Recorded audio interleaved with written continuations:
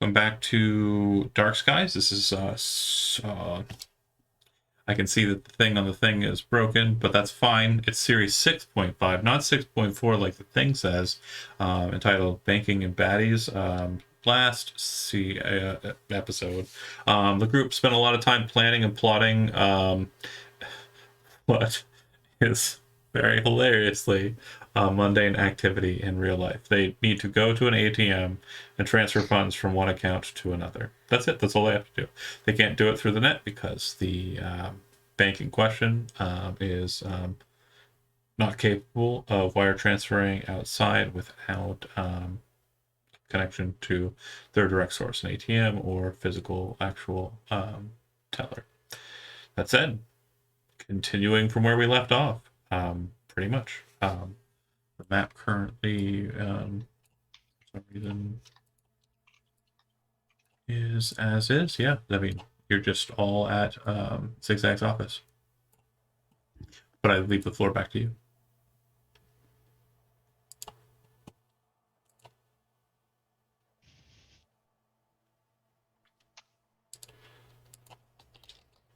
So do we So even have an official plan for this thing, or are we just gonna run in and fuck about? Well, we developed sorta a do. plan. I mean, so what time is it right now? Is it the night before again? Yeah, so the last time we kind of ended, it was kind of mid-afternoon, late afternoon for the day before you were planning on going in. Yeah. Okay. So we had an idea to We've got these drive in. outfits. We've got the outfits. So are we changing into the outfits as we arrive? Probably, right? Or no? Oh, hell no. I'm already in mine. Okay. So we're in our outfits. And drive up. Okay. We're gonna post Crystal right at the front, Outside somewhere. outside somewhere. I'd say probably. Did we want to Crystal to be in the hotel, or did we want them to just be outside? Had the best sight lines from the hotel room, but Yeah. kind of Oh. trapped in that spot. How far is You can get rid the of the extra, by the way. how far is the hotel from the bank? Just across the street.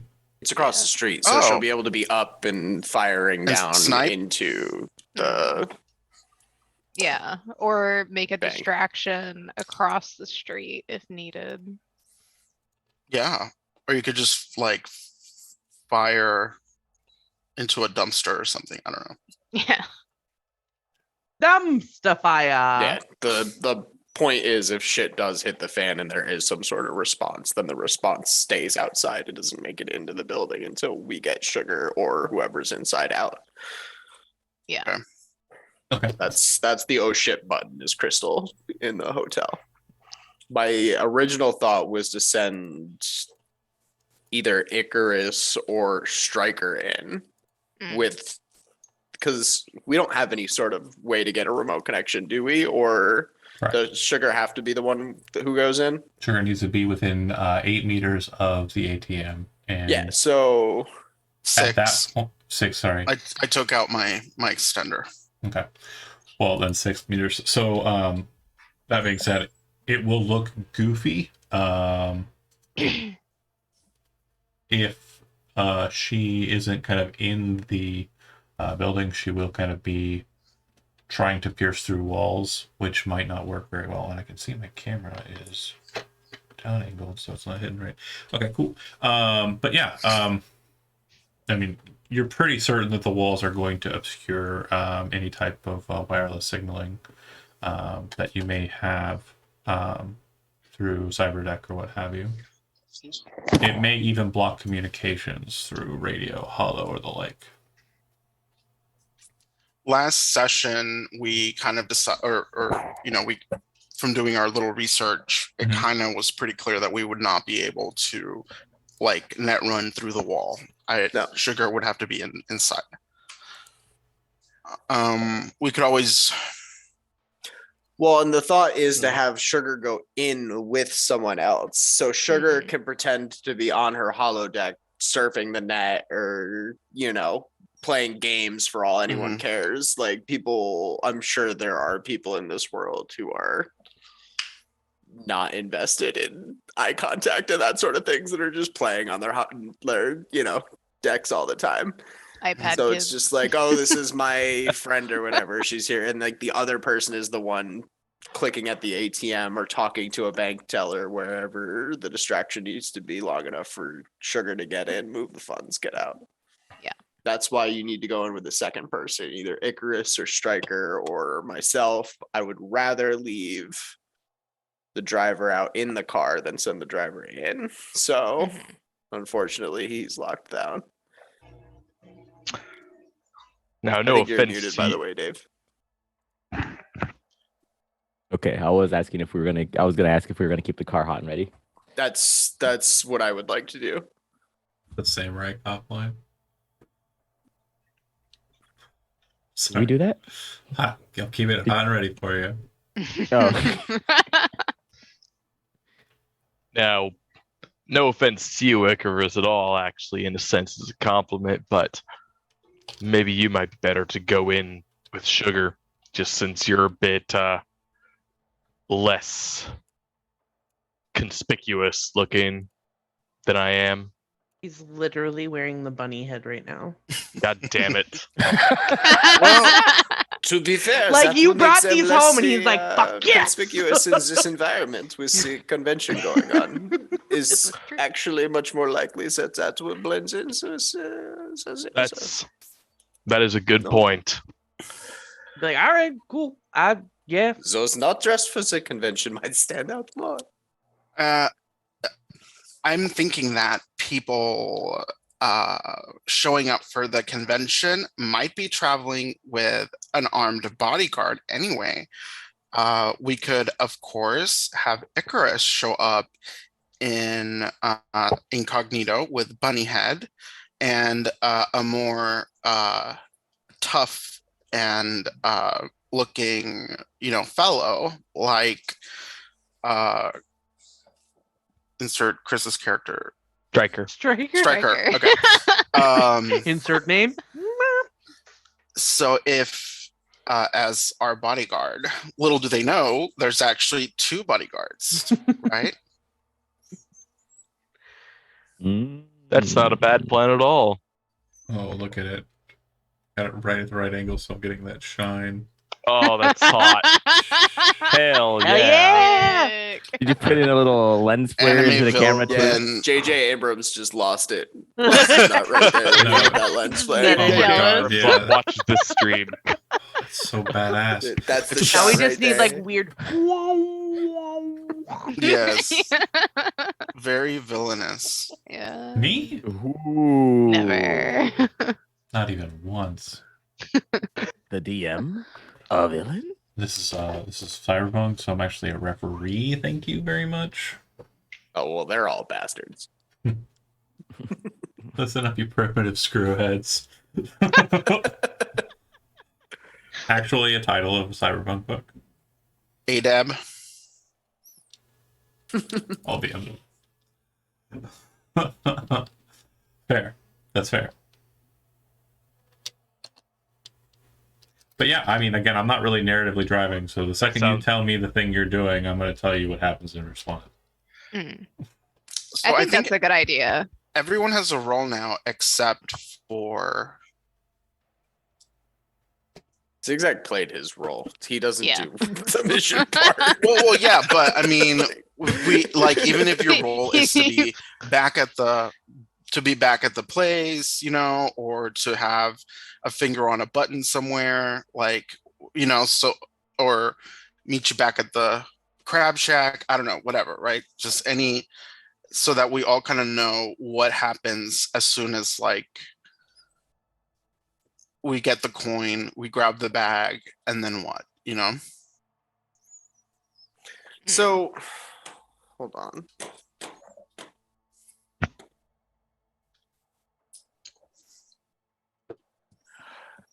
The other thing we could do is if we park the car on like the north sort of corner or the north, I don't know, northeast side corner over here where all of our like people are.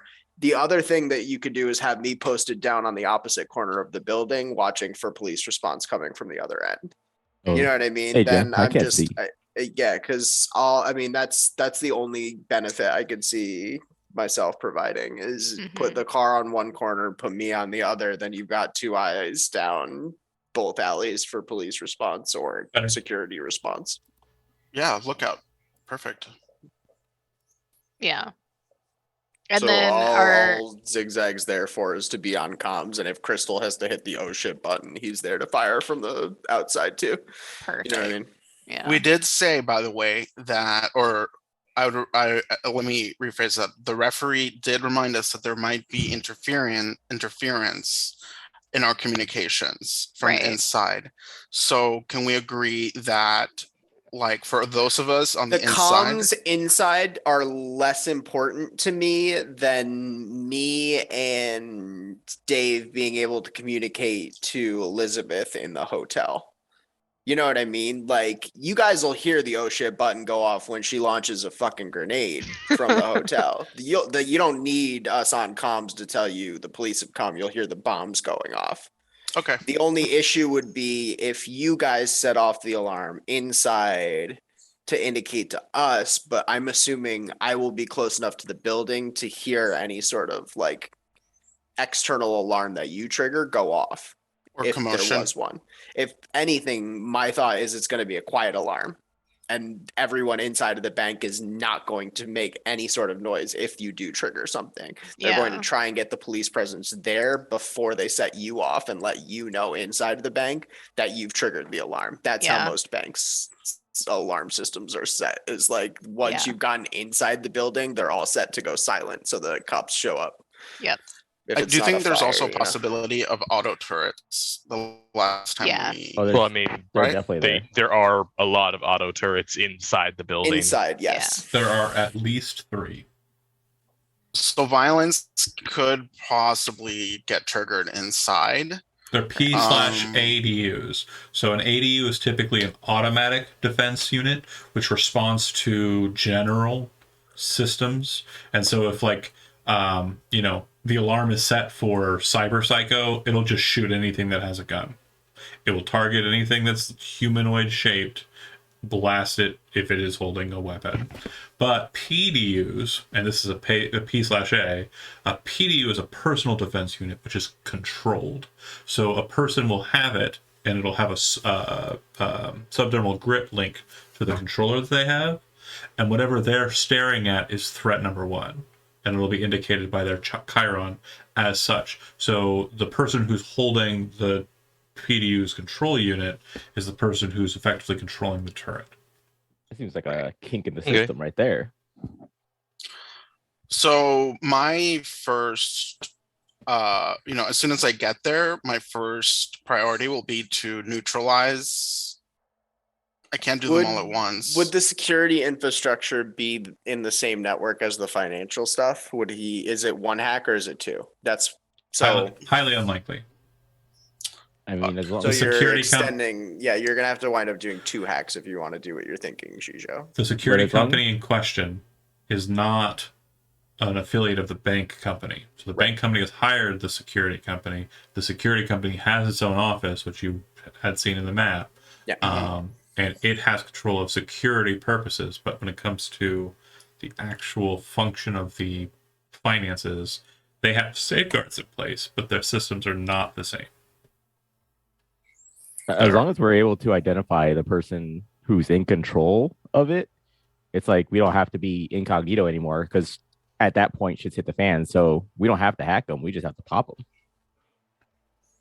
If the guy is killed, it drops to an ADU. It doesn't turn off all the systems. Okay. No, yeah. And typically the last threat measure is the person who killed the person who was looking at that person. Like, the threat detection is good enough to rewind and see that, like, oh, this person shot me in the face with a Nova Arms. That's the why one we I'm going send to in shoot. Odette and then horrify him. He She's can't not here. look. She's not here. She's busy. Yeah. Okay, so last time we identified one net running like hookup or whatever by the security office. So Security office, and there's also an unknown terminal that's up north near the northern security entrance, which is kind of like on this end where the no parking symbol is located. I haven't explained much of the scene because you as people are still talking, so the presumption is you're not going yet. So I'm not explaining to you the details of what the scene looks like at the time that you arrive. Right. So what you do know is there is a really nice door over here, and the presumption is that actual physical currency is moved in and out of the bank through that door. Question. Could Stryker rig up some sort of EMP bomb that could disable the turrets from the inside if they go off? EMP grenades I don't know are a thing. They are. So I was wondering if there's some way he could, like, I don't know, get a couple or some way to make it big enough to like pop off in there so all of the electronics, like, Crystal I guess has all of the 5. electronics would go down. As we discussed last session, just as a reminder, there Yeah. are bomb detection units inside of the building. So if you bring in a grenade or any kind of device that is explosive, they will kind of notate that. It will be noted. So you're not going to be able to do that and get away with it without like incurring kind of like the eye of security. I mean, you can create electromagnetic radiation without using an EMP grenade itself. You know, there are ways to create EMP blasts that aren't with a bomb. What you're discussing is creating a makeshift or dirty EMP bomb, and that's still a bomb. Okay, and so that's fair. That's what the detection unit is tracking for, is that explosive capability of either electromagnetic pulse, fragmentation, heat, And that etc. system doesn't detect like regular basically weapons, handguns. Oh yeah, no, it does. It's just those are legal. Those are fine. No place inside of like Northern California can bar you from bringing a gun where you want. It's your Second Amendment right. This is America. Yeah, have you forgot where you are at? What California is this? Yeah, man. I mean, this is also the country where I can walk in with a flamethrower. Why can't I walk in with a grenade? Sure. Fair. The fucked up state of being. What about, so there's also that back door. We could pop it and get in whatever EMP bullshit through there. That was more of an oh shit, all the turrets are pointed at us, we need to go. Because my fear is if you pop off an EMP in there before you start the hack, you're gonna have no electronics to hack. Well, that's what I'm saying. That's an oh shit option, right? Like things are going on. I'm doing the net run.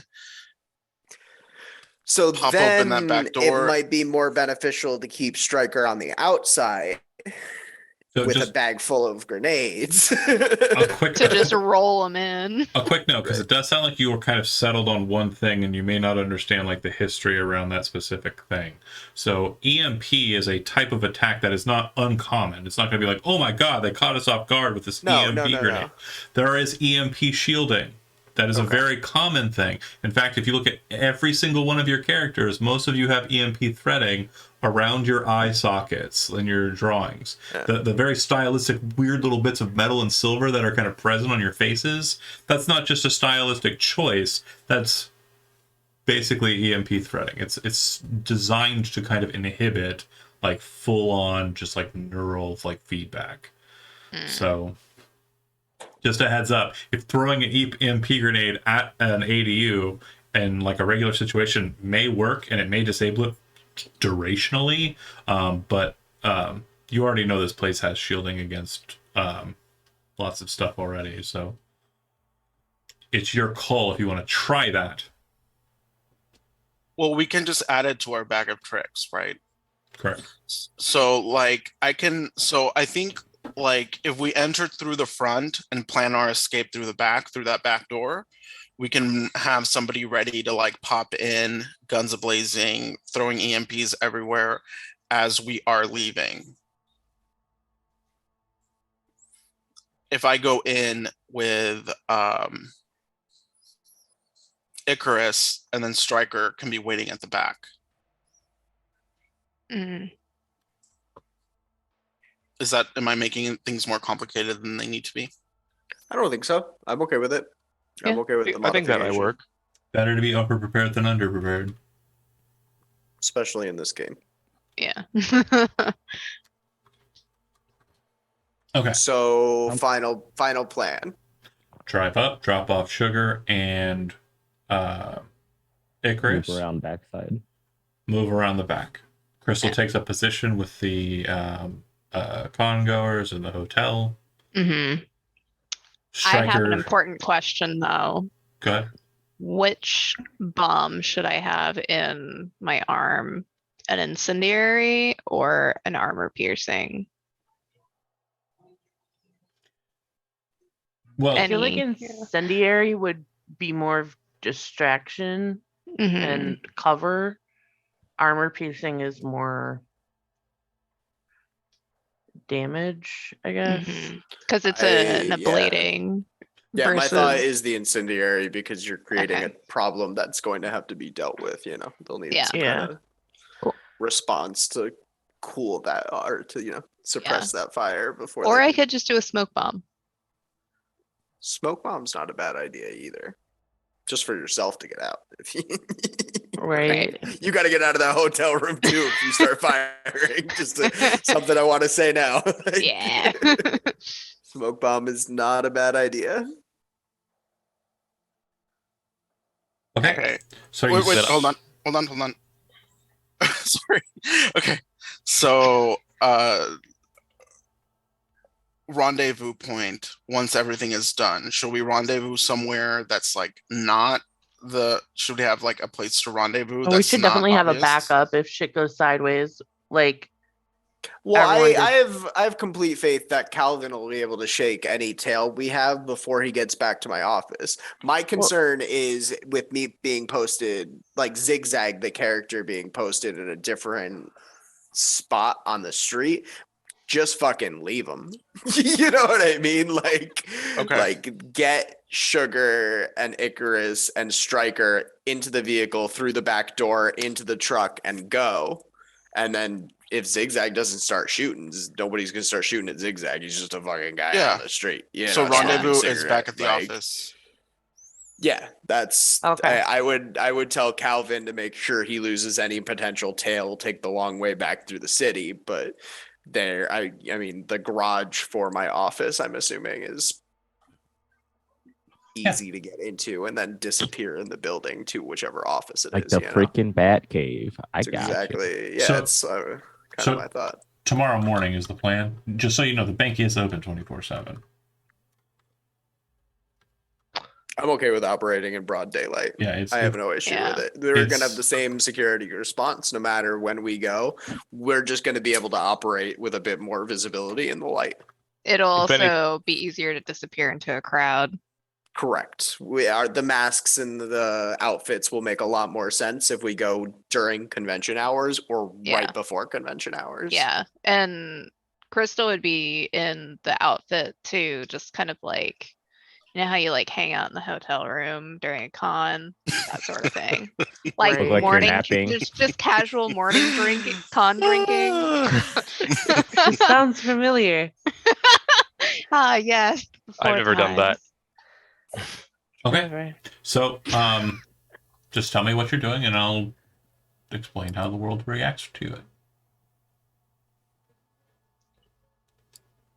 So at the moment, we are waiting till the morning.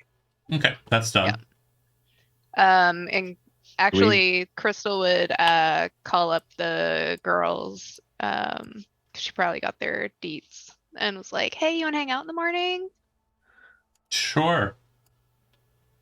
Great. We're actually, we have a couple of things that we need to. Oh no, I forgot to change stuff. So, and okay. They say we have a couple of things pretty early in the morning, convention stuff. But We can hang out, and they explain a time that's kind of later in the day. Mm. Okay. Sounds like they're going to some sort of panels in the Yeah. morning. Crystal would communicate that to the group then. That Well, thinking about it, you're not going to want them inside of the hotel room. right, that's true. If this is still at night, Yeah. maybe she could go over there and just stay the night then. Okay. Just like stay the night. No, I get you. Hang out, drink and stuff, and like Yeah, such. Okay. whatever, wherever the chilling. night takes them. If that's the case, what you're trying to do here is effectively engage in conversation long enough with them to kind of bypass their normal go ahead and get out of here kind of defenses. So go ahead and make a Mhm. conversation roll. It's under social. Yeah, I'm finding social. There it is. 14. Okay. Yeah. You manage to kind of like hang with them and talk with them long enough for them to kind of like induct you into the group. You kind of switch on like typical, club mentality, and you guys stay up late talking about the ins and outs of like recent events, stuff that's going on. They nerd out a lot. You ask a lot of questions and seem really interested. There's synth alcohol being drank. There's food that's ordered in, and you stay up pretty late in the evening and end up sleeping on the floor. Great. Anybody else have anything that they want to do pregame besides? Sounds like Morning not. of. Energy drink. The girls wake up, and Crystal, you know that this room is probably not good to draw attention to, but now that you're inside of the hotel, like, and you're on this floor, you can pretty much walk to the end of the hall, or walk and wait till somebody kind of like, exits their room, or you could just break into somebody's room and take a firing position. You understand which wing of the room or which wing of the building you need to get to, or you can try and make less of a traceable kerfuffle if you want to try and break into a room using electronic security, which is a technique skill.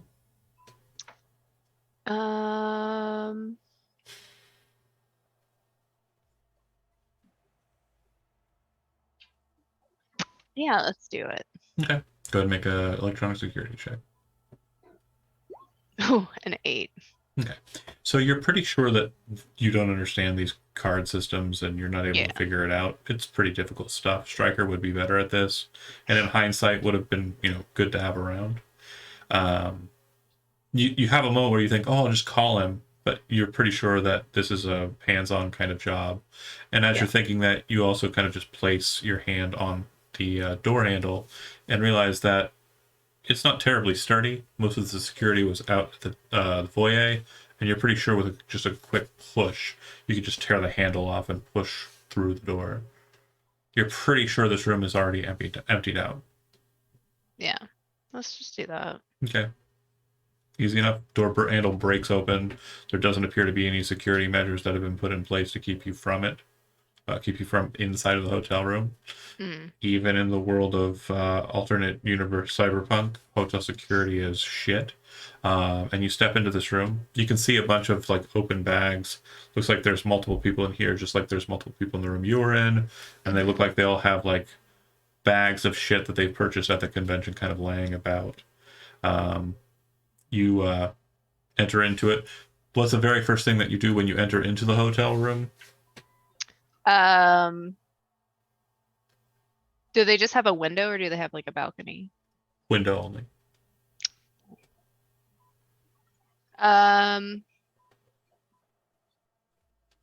Post up by the window. Anything else that you want to do regarding your entry into the space? Probably also just double check to make sure no one's in there. No one's in here. Okay. Nothing else? No, she doesn't care about their shit. Okay. So you take position, wait, hollow up with the group.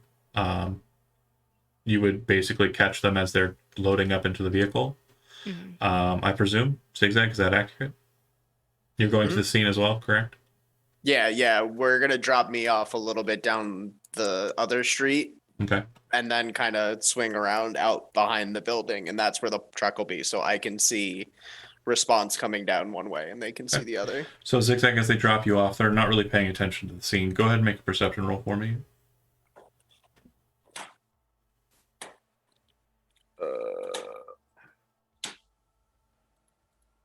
Helps if you open your sheet up first.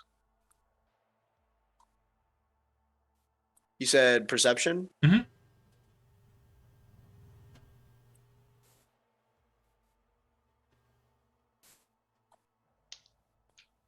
Good. 13. Good enough. From your position across the way, a distance away, like maybe a block or so away, you see a black vehicle. Looks like it's heavily up armored. It looks like it is a Militech SUV. And I thought Danger Girl was security. You're correct. Yep. Danger Girl is security. But there sits a black Militech SUV. As you're driving past Calvin, you see it as well. It appears to be parked in a position where money would be extracted from the bank by like armored cars, etc. It does look like there is in the tinted windows, just barely visible as you're driving past, not trying to look like you're looking. It does appear that there is one person sitting in the driver's seat of the vehicle. You drive up and move to the stoplight and crossing, kind of here. This is where you're dropping off Sugar and Icarus, or no? Can you ping it again? Basically where the car is kind of at. Oh, I thought we were. Oh yeah, the front. Yep. The front is actually at the bottom. Then we're gonna send them into the front and then. Yeah, after but that? you're going to drop them off. So Okay. is that what Yeah, we're doing here? Yeah, that works. Okay. Striker, you're in the vehicle with them, correct? Mhm. Okay. Actually, as they get to that stoplight, Zigzag got dropped off up here, I'm assuming. Well, where's I'm the gonna way up say swing around. I want to get on the comms and tell Calvin, swing around the corner, don't drop them off in view of the Militech. Okay. So you're going to pull, to basically take a right turn, and then kind of pull around to the front and drop them off the front then? Outside of view of the van is what I would like, yes. Okay. Perfectly fine. So looking at the bottom of the map, I've got these two dropped off. So Striker, you're in the truck with Calvin. Is there anything that you want to be doing inside of the truck, and any seat in specific that you want to be taking in play, or taking in specifically as yours? Whatever seat is is like right next to the window that's facing towards the bank. Okay. Calvin, do you want to suggest any seats for him to take? Yeah, I mean, passenger is gonna be the best spot to stage up. Okay. And Okay. do you want him to do anything in particular while he's sitting in that seat? No, he can post up however he likes. You don't want him to take control of anything in particular?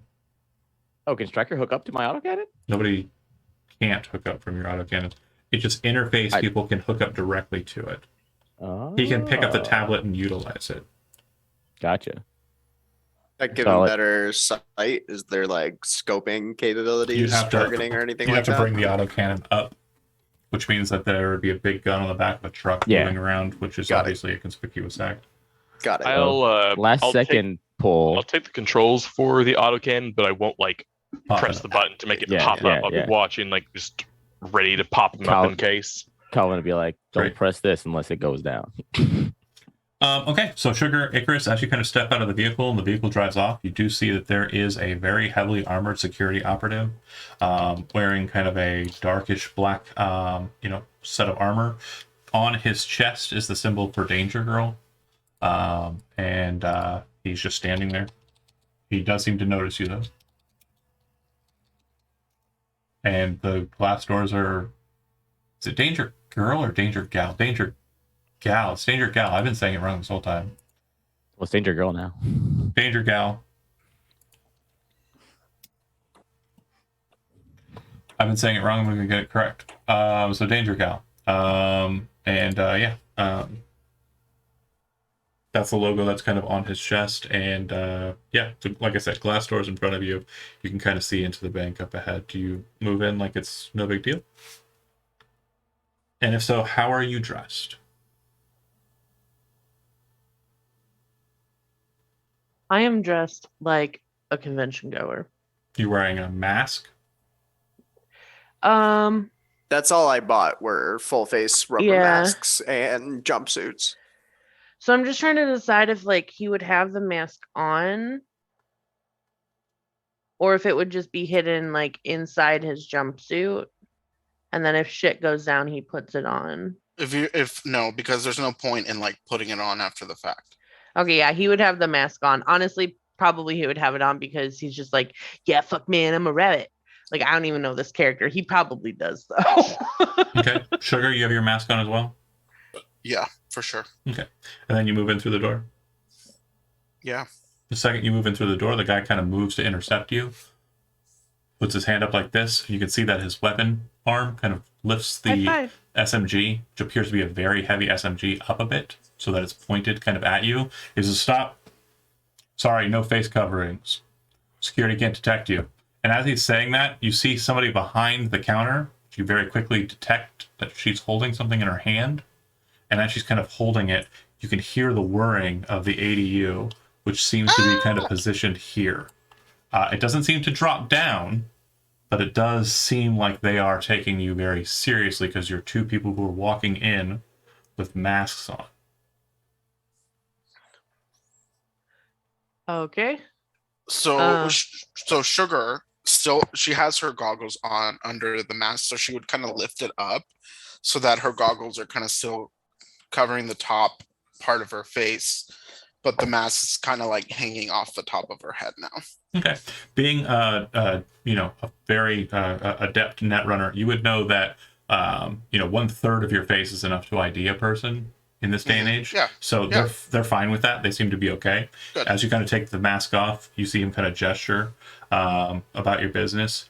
The synthetic teller says, "Welcome to Pacific West Bank. Do you wish to have an actual teller or work on your own speed and pace at an automatic telling machine?" And then, Icarus, you take your mask off. Yeah, he grabs it by the ears and just pulls it off Okay. and just shoves it in his pocket. Danger Girl representative lowers the weapon, kind of backs away, and moves back to his position, kind of just standing there next to the door. High five. Do you walk into the yellow ropes and make your way to one of the tellers at the window, or do you move over to the right to where the ATMs are located? The place is completely dead, by the way. There's nobody here. There does sound like there's work going on in the distance, but yeah, no. At this moment, Sugar would kind of pull him over to the side, like a little bit towards the ATMs. Oh shit. And she would start speaking to him in a language that she knows. That's called Quiche, which is a Mayan language. And he probably doesn't understand, but she's kind of like talking to him as if he would understand. Okay.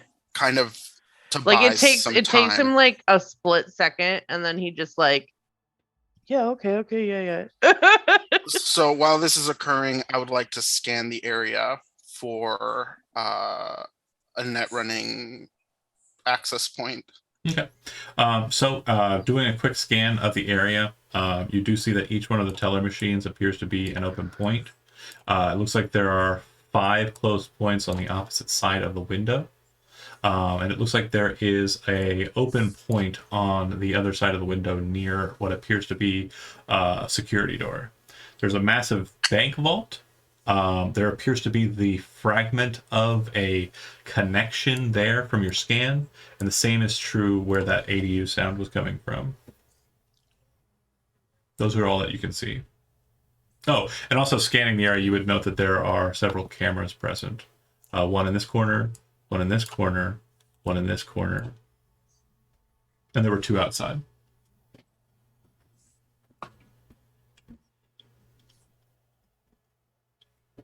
Wow, I feel like I'm under a lot of pressure in this moment.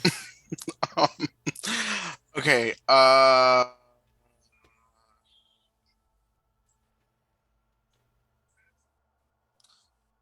okay, let's connect One of the ATMs? to an ATM. Okay, go ahead and make an interface roll. Okay, hold on. Wait. I'm gonna do You want to spend some luck? Hold on, let me look at my thing. Hold on. I have like a whole thing. Okay. I'm so sorry. I'm sorry. Okay. So action to jack in. Mhm. So I need to make it. Can I take an action to activate a program? So what you'll notice is as you kind of pull the cord and slap it into the ATM, you do notice that the teller on the opposite side kind of looks down at their computer and starts like actually doing something on it. You recognize that it appears someone else the second you plug into it is present in this space.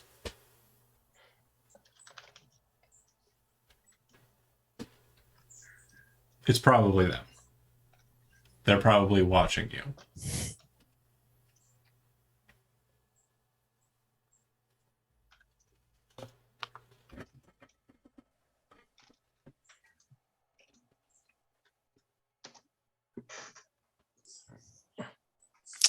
As a net runner, I would know that if I try to make an interface action, Well, you're like, already interfaced. I just need an interface roll from you. God damn it. Okay. But to do what? Like, what does this do? Because I might have. So you're just jacking in. I'm looking for mainly Okay. just kind of like a roll baseline for that kind of positioning. Oh shoot! It's +4, so that's a 13. Now, at that point, if you have a specific action that you're wanting to perform, be it program dropping or just a general kind of interface action, you can take it. But what I want to let you know is there is another operator inside of the neta that you're in. Additionally, it appears that the net architecture that you are in is what's basically like a dummy neta. So there is a larger net architecture that this one is attached to, and that one is very much so a data fortress, not a net architecture. So these little bubbles that you've kind of got here that you're seeing on the surface appear to allow for information to be transferred into that data fortress, but they do not allow information to be extracted from it, nor do they allow information of the data fortress to be altered by actions in the net architecture that you're in. You're basically in what would be considered kind of like a car garage to a house, and they allow like cars to park in there, but you can't drive the car into the house. It's a horrible analogy. So I can't utilize this node to What you can do, get the money that I need. what you can do is funds transfers, normal functions of a ATM, and you can definitely use your net running skill to operationally confine yourself to those rules and do what you wish to make that transaction, however you say, like non-traceable. Okay. Is cloaking something that you only do at the end of a net run? Cloaking can be done now, Okay. but I think more or less what you're kind of wanting to do is that, and you need some way of kind of distracting the guy who's watching you.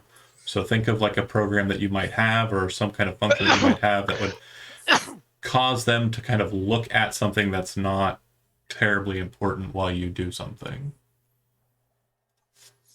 I mean, I have my dummy, but I don't know if they're gonna. You could drop your dummy program All and right. then cloak yourself. Okay, so step 1, jack in. Step 2, Dummy cloak. run dummy, and then cloak. That's 3 actions. Perfect. So what with that roll of 9 and your interface bonus being counted for the cloak, what you notice is that operationally, the dummy is now basically being looked at directly by the other operator in the system, while your actions are operating inside of the system unchecked. So Perfect. don't think of this as a turn sequence thing, because we're not in a combat. We're just kind of functionally dealing with what you're wanting to do. And basically, when you mess up, that's when it'll turn into a hostile engagement. What would Got you it. like to do next? Let's activate Warm Plus so that I can have some bonus when I am trying to, if I need to make any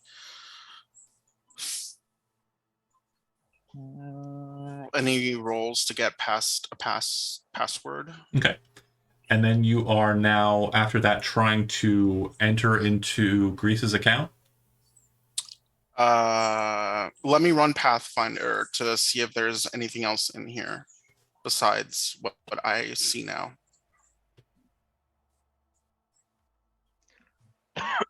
Okay. So I don't need a roll for that Pathfinder. I can explain the connections. There is a single connection source that goes directly to the data fortress, which hosts everything. At this specific net architecture, there are multiple thousand different filaments that move from your net architecture to that data fortress. Each one is password protected. Each one is an account. And knowledge of the account holder's name and their password is required to be able to access the account's information that is based in the data fortress. You know Grease. You know his name. You do not have his direct password. That would require a whatever the password breaking action. Okay, so yeah, I'll do. So I'm able to find Grease's account. Yes, you just need the password to be able to access it. Okay, so I'm going to do a.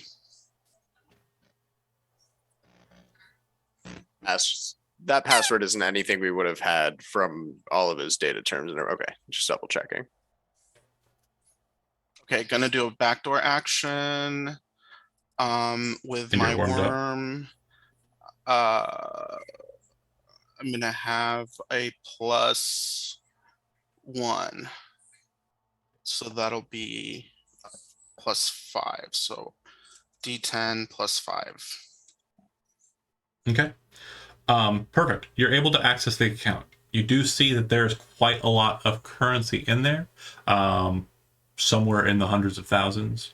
From what you understand, the majority of this is Anika's. Or at least a good portion of this is Anika's. The goal is to get it to Anika. How would you like to pull it? Do you want to pull it into your cyber deck? Do you want to pull it into a other resource that you have? I don't know if you have anything else. But basically the only thing I can think of is that or withdraw the cash physically. No, let's pull it into the deck. Okay. All right. Absolutely not a problem. Done. All the funds are transferred into your cyber deck. And anything else that you want to do while you're here?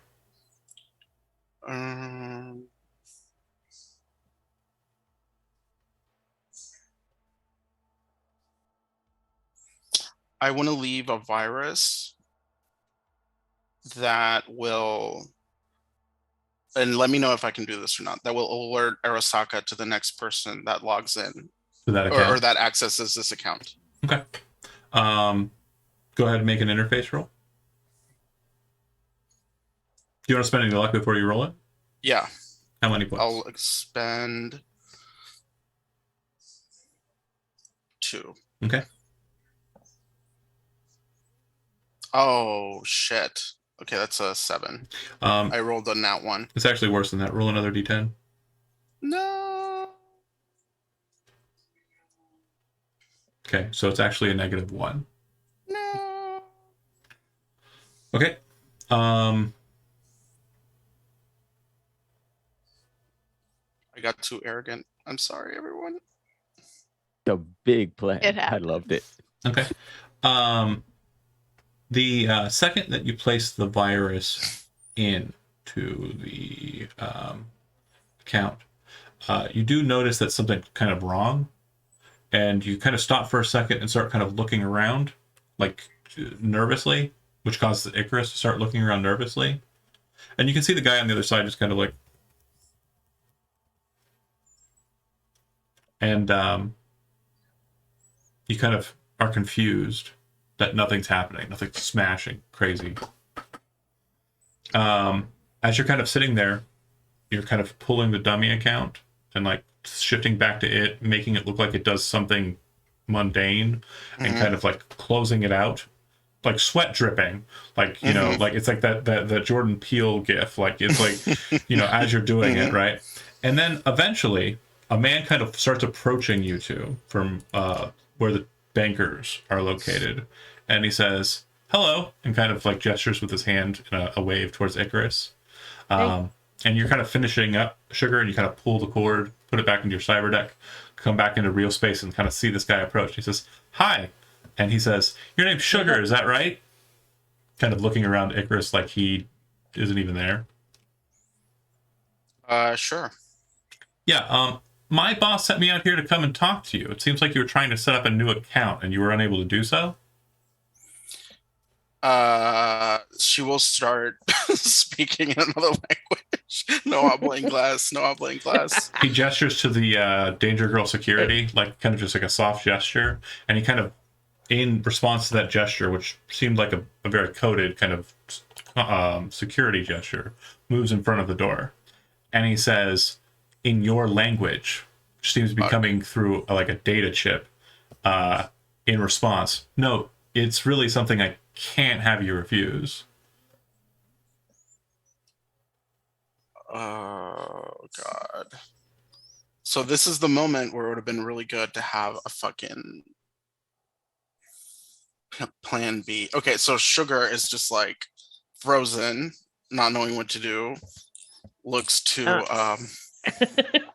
Icarus. She's like, I need an adult. And the banker kind of looks to Icarus and says, "Oh, you're free to go if you'd like." Oh no, man, we're here together. Is there something I can like? Do you need something? The manager only wants to speak to her directly. It seems like he was really wanting to help her open up her account. See,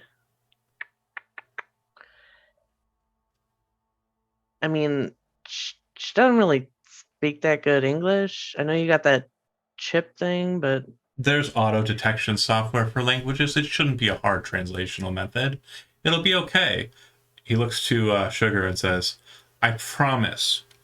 I know it's a little scary coming into a corporate office like this and being directly approached by a suit, but I promise it'll be over in a couple of minutes. There'll be no problems. You'll be free to go with your friend here. No issues. We can get that account set up for you in no time." She pulls him close. "Get me out of here." And she whispers that into his ear.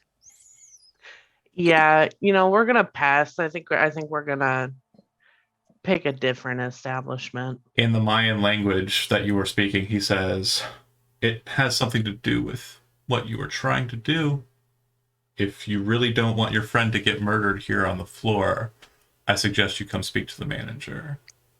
In the Mayan language, he says that. And if you do speak it, then you understand it, and Icarus has no idea what's being said. I have no idea what's going on. We have no problem killing any of your assets. He literally just says, I speak another language too, in Arabic. What? He says that as he pulls a pair of sunglasses, mirror shades, and puts them on to look as damn it. Cool fucking as villainous fuck. Jerk. I don't know what to do. If I go with him, is he gonna kill me? I don't know. It's probably worse than death. He says, he kind of taps his ear for a second, then kind of looks to Icarus. I can't let you go into the office with the manager, but if you want to walk from outside, he kind of gestures around the corner, and you can see that the manager's office is a distance away, but has glass walls. Okay, well, that's the way to escape, I guess. He says, if you're interested in waiting right here or waiting near the office, you can certainly watch and see nothing ill toward happens. I understand Night City is a horrible place, that lots of bad things happen, especially with corporates, but I promise you that's not what this is about. We just want to help you set up that new account you were trying to set up. All right, Icarus will just look at Sugar and, like, this is her call. Like, if she says fight, he fights. And they will probably both die. Sorry, my keypad is like being a fucking bitch. My touchpad, and I can't move my token around. Are you wanting to go? I guess I'll go with him. Okay. I guess. Yeah, he walks and he kind of gestures with Icarus as they're walking this way slowly. He starts kind of just mundane talking about the convention, asking if you've seen anything. He asks you if you saw the 15-foot tall bunny rabbit that was floating around town yesterday. But anyways, this guy you walk past appears to have elf ears, and he gestures towards him. He kind of like stands up and offers his seat to Icarus. And says, "Here, you can have my terminal. It's fine." And allows you to sit down as he and Sugar move towards this door. He opens the door in front of you and says, "Manager, Sugar here to speak to you regarding that new account." He goes, "Oh, Sugar, yes. Come in. I want to run this way. Oh shit! I want to run and jump out the window and jump through the window. Do you want to try it?" Yeah. Okay. You run, and no matter what your strength score or body score is, it's a bank. you slam into the window and bounce off of it. The guy sitting in the desk next to you kind of looks over at you confused. Icarus is just like, Then kind of gets up and kind of reaches down and is like gesturing to you. He's like, "Are you okay? I can help you up." Crystal, you're seeing this from across the street, so you would basically see Sugar and this guy kind of walking towards this back room for some reason. You can see the window, and the second she hits it, a thought comes to your mind, and you kind of go, "Oh, fuck." You realize that armor is very bulletproof because of the way that Sugar bounced off of it. The glass isn't going to shatter. The other thing you notice is that the door behind you is opening, Crystal. Housekeeping, sorry, is anyone in here? It looks like the door had an issue. Out of character, you forgot to put up a do not disturb sign. She kind of looks in and says, "Hello, you're muted." Oh, hi. Sorry.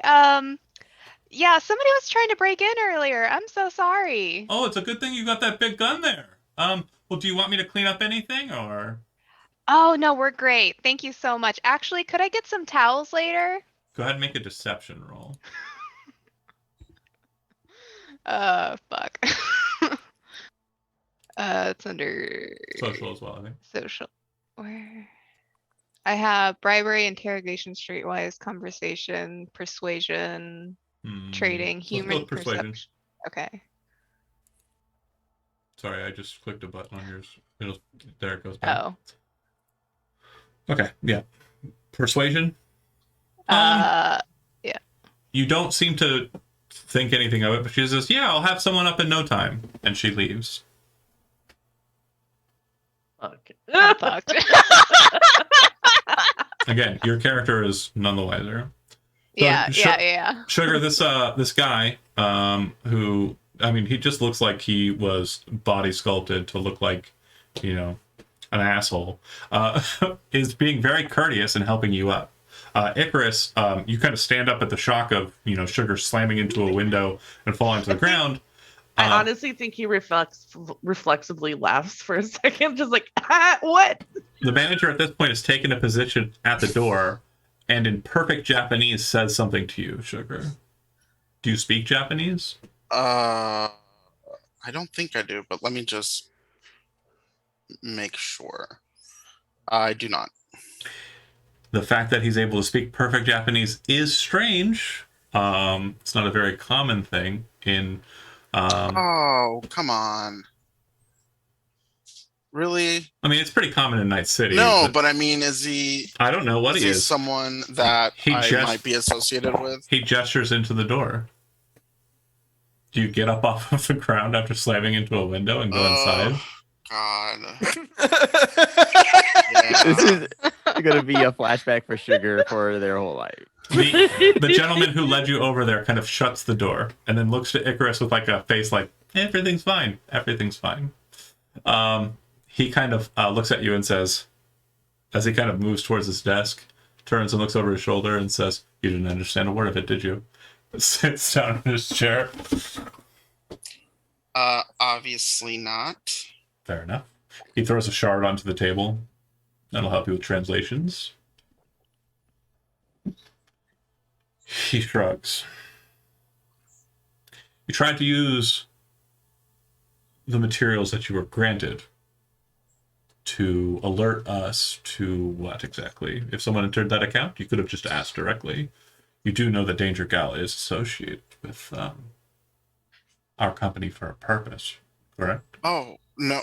Oh, I didn't realize that the He kind of turns the computer monitor he's looking at to face you, and it's your entire Arasaka profile. And then he kind of turns it back really quickly. It's fine. I just looked you up while you were doing whatever you were doing. It seems like you've gotten the funds that you were looking for. No skin off our back. It seems that the individual who had that account was terminated, and the funds were about to be liquidated in the next 7 days anyway, so no problems there. I'm assuming you and your assets will be leaving, though, now that your new Yes. account has been set up. That's right. And do you want a direct ping when someone tries to access this account in the next 7 days? No, it was all for the benefit of the company. Well, the company will make sure that no one accesses this account, and if anyone does, they are taken in for questioning. Thank you, Sugar, for your loyal service, and I would suggest having that cheek looked at. It would look like you smashed a bit of the virtuality goggle right into the window panel. Could be a problem. Have a great rest of your day, and your account is set up. Same password you used to unlock the account you accessed. That's very kind of you. Smiles. Have a good one. Oh, don't forget the shard, he says as he points to the table where he threw the shard out. She takes the shard, but she doesn't plug it in. She just pockets it. You look down at it. It appears to be just a language chip. Language so, shard. yeah, if you put it in, you can speak Japanese and understand it. Nice. And you step outside, Icarus, and the guy kind of looks to you, Icarus, and says, "See? No problems. Just a couple moments. Your new account's been set up perfectly. Is that correct, Miss Sugar? To your satisfaction?" I just want to get out of here. Of course, of course. Oh, weird. Well, have a great day. Enjoy the convention if you're going. The Sugar is just walking out, not waiting for Icarus, just kind of bad. feeling Icarus just like stares at that weird guy a little bit longer and is just like, disturbed, yeah, whatever. traumatized. Later, dude. The elfier guy who takes his seat back, you can see as the sub manager says, "Enjoy the con if you're going." Seems to be annoyed at that because you assume that he's working today and doesn't want to be here, wants to be out. So you're kind of like, all right. But the two of you leave, stepping outside. Meanwhile, the truck drives around the outside of the bank, comes back around to where the Militech side is located, right? Our truck. Yeah, you just drive We don't around know We don't know they're coming out. We'd still be in the back. Okay, so you just drive around and like park. Okay, got it. Hey, we're out here. So you take a quick lap around and come back around to where the Militech truck is located, Ooh. and you Nah, can he said- see that two operatives are coming out of a building nearby and kind of walking over to the Militech truck. You do notice that at this point too, standing like right here, appears to have come out of the bank itself, is a Danger Gal operative. Do I recognize them at all? The Danger Gal? Not right. operative? Yeah, probably not right. No, they're wearing armor. All right. Icarus puts his fucking helmet thing back on. Sure. But Zigzag, you're watching this interaction. And it looks like the Danger Girl or Danger Gal operative came out and said something to the Militech operatives. And the Militech operatives looked like they were dealing with the building nearby, specifically the apartment building to the north, like they were handling business kind of north of there. The two operatives that come out appear to be wearing full Metal Gear armor, the Militech operatives. And it appears that they are wielding Militech Crusher shotguns that have been kind of customized to have an underslung flamethrower attachment, which you would presume is kind of like interior, like hall clearing weaponry. But yeah, the truck drives up. Do you pick up Zigzag first? I would pick up Sugar and Okay. You drive Icarus around. first. You drive around. You see them exit out without issue, and get into the truck. What are you guys doing out on this side? It's fucking weird, man. As I'm driving towards where Zigzag's at. Crystal, do you see the situation and start I don't want breaking to talk down? about it. That they're leaving. Yeah. Are you breaking down and exiting the hotel? Yeah. How do you want to leave the hotel? Out the window. Just like You're on the third story. That's not an option. right. Well, I'm none the wiser, so probably just like take the stairs. Okay. As you kind of exit out of the hotel room, you do see a ping on the elevator, and as it's opening up, it does look like there are security officers coming out onto this floor. You can make a stealth check to try and avoid them, like hide away, or you can, however you want to engage.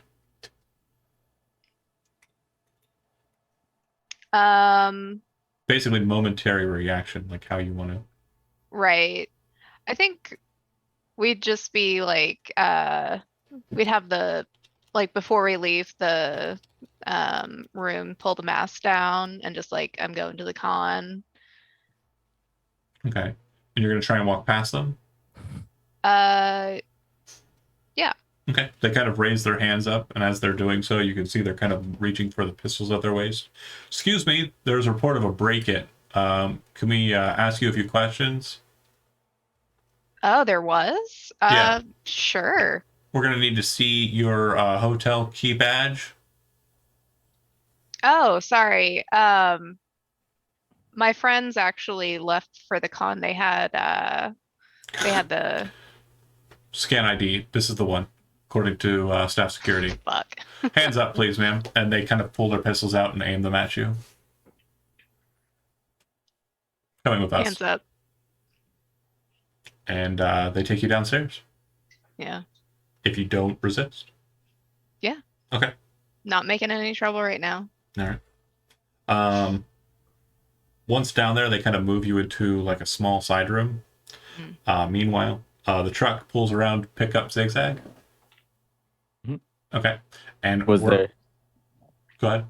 was there any sign of like Calvin would have still kept it, like even if they said it's all good, Calvin would have still like kept an eye out for like someone trailing us? Yeah, nobody's trailing you.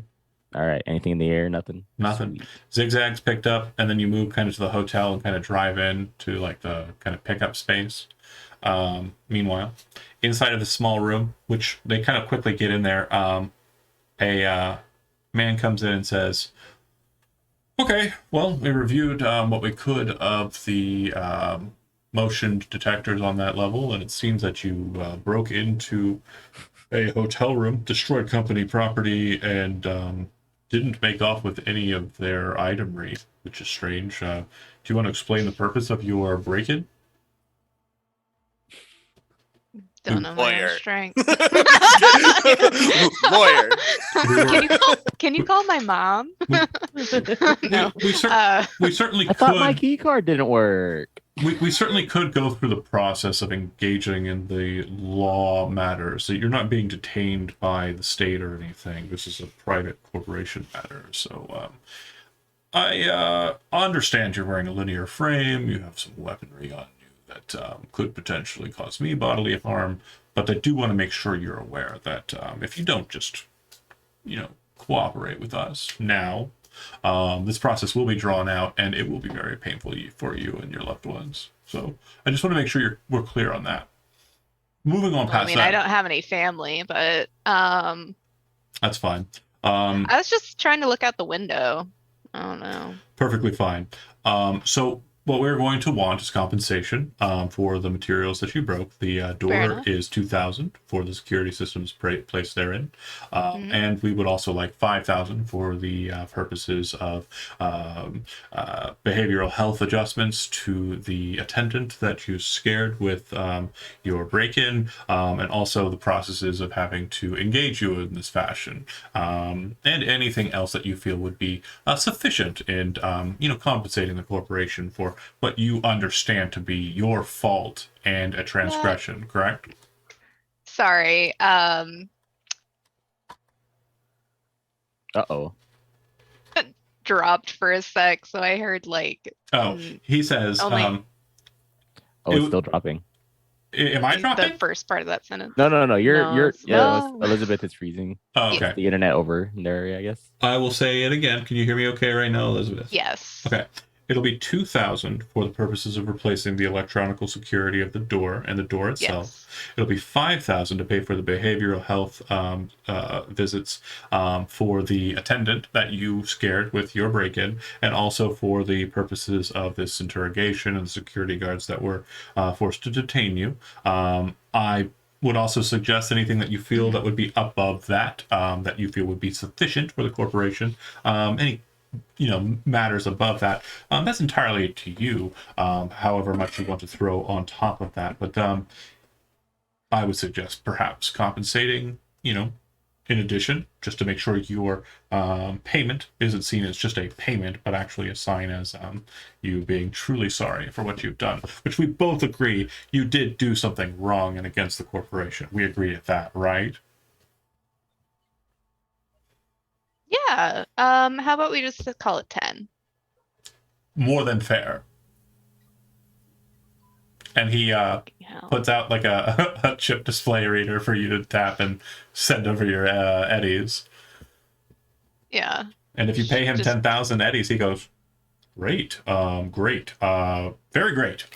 Thank you very much for your stay here. And we also would like to give you, and he pulls out a card, a coupon, for 50% off your next visit with us here at the, I forget the name of the hotel. But I named it last time with that one, the hotel. Okay. Great. Her internet exploded. She is frozen. Someone grab a screen grab of that, and that would be great. Oh, there we go. That one right there. That's the one. That's That's the one. the one. Oh, no. Praying hands. Oh, we had praying hands for a second. Hilarious. Oh, no. But yeah, if you pay the man, those folks wait outside for like 10 minutes more than they're kind of confused. But eventually you do come out $10,000 or 10,000 eddies for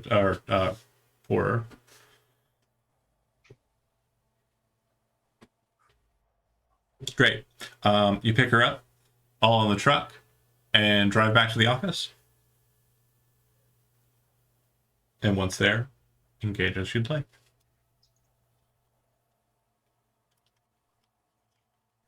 Am I dropping? Is everybody else No. there? Okay, cool, No. cool. Sorry, just making sure everyone. It's the old role play amongst yourselves trope, and then no one does it, and I'm like, what? Don't you want to enjoy yourselves? I forget the meme how it goes precisely, but yeah, that one. So what happened back there? Oh wait, Sugar's not here. Hey Chris, what happened back there? I don't know, man. It was fucking weird. It was Did Weird ass- did I see that Sugar ran into the window at one point? yeah. What? you did. I don't know what the hell she was doing. Oh, was funny. Elizabeth's dropped So off. wait, did Hold you on. guys- Okay. Yeah, she said she had to restart. Did you guys have to did you guys evade a fight? Were you guys trying to escape? You were in there for quite some time. I was Yeah. I bore a just- hole into my steering wheel grinding it I don't know. I think she panicked. She went and talked to some people, and then we left. I don't know, man. It was weird. The guy was weird. He was like, they were both speaking different languages. I don't know what language it was, but they were just both speaking different language. And then the next thing I know, like this guy comes out and he's all like, "Hey man, my boss wants to see you." And I'm just like, yeah, no, we're gonna head out. And he's like, "No, I insist." And then she freaked out and ran into the damn window. Yeah, And how did then, you guys get out okay? I Hey, don't know. you guys got pulled to the back. Yeah, they were in a big glass box talking. I couldn't hear him. Calvin keeps looking at Sugar, and Sugar's just he's just frozen, I guess. Like, I don't know, man. It was weird. I mean, I guess. I don't even. Did we even get what we got? Did we get what we wanted? yeah. Yeah, it's. I don't know, man. I would hope Sugar so got if another- you've left the bank that it has been complete. I don't know. She said it was time to go, so I left. Satisfied. Oh, in character. Sugar just seems to be very kind of quietly, not talking too much about it. Which is what they said when they got in the truck. Yeah. And like the same seems to be true of Crystal once she gets back into the vehicle. Also very quiet and somberly kind of not talking too much, which is an uncommon occurrence for Crystal as well. It's just a very strange atmosphere for Calvin to experience all of a sudden. Yeah, you're driving and this is the first time there isn't just kind of like, banter. It's like everyone turned into Stryker. It's like Nah. And I got Stryker in the passenger seat, which has Yeah, never yeah, happened yet. It's just like, what is this whole vibe's off. you never get to sit in the passenger Listen. seat again. Icarus is just in the back, and like every once in a while, he'll just remember Sugar just like darting off and like running into the window and just like chuckle. Like he doesn't know how to process that right now. I would also like to think that Calvin, while waiting, was getting impatient and started like tapping on everything, driving Stryker insane.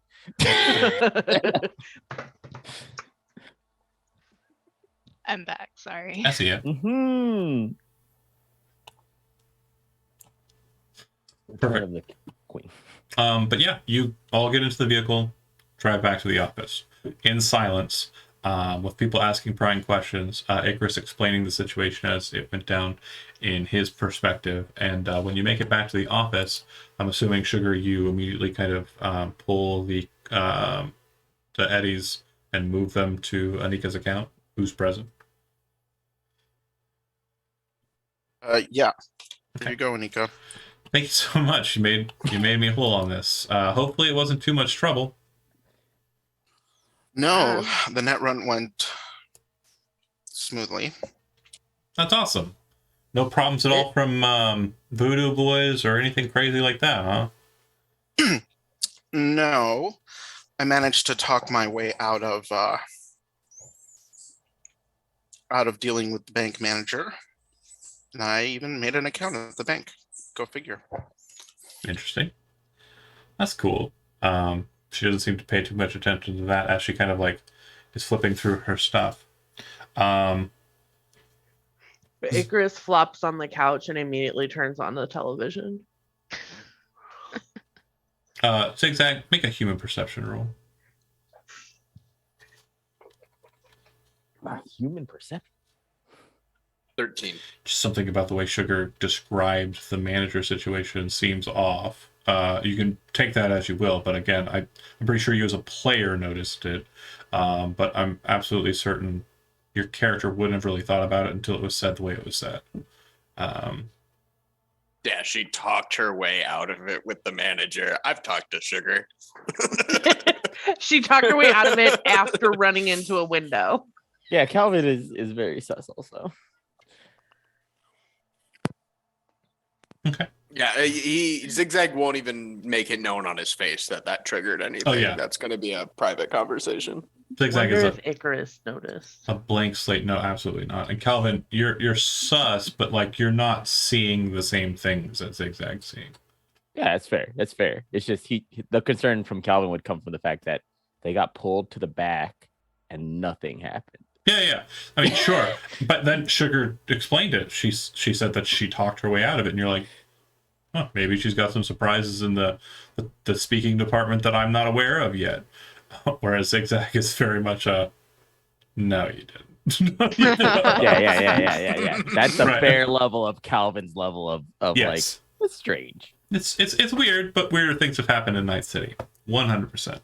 And as you're all sitting there kind of like, confused and such, Anika kind of, is happily kind of scrolling through her phone. Looks like she's all made to rights. And she says, and Blue Eyes is paid back. All right, great. Everything is back to the way it was. Well, except for the fact that I don't have an apartment. My office and my apartment were all thrown into one room in my associate's side closet, basically. Yeah, everything's going great. She smiles. Yeah, just great. We'll find you a new apartment. No, I don't think I should move out yet. Free living It's for the pretty time being. cozy. It's fine, I guess, as long as, it's okay, Zigzag. I've always been welcome in my place. She smiles. You then hear kind of like a tapping on the door.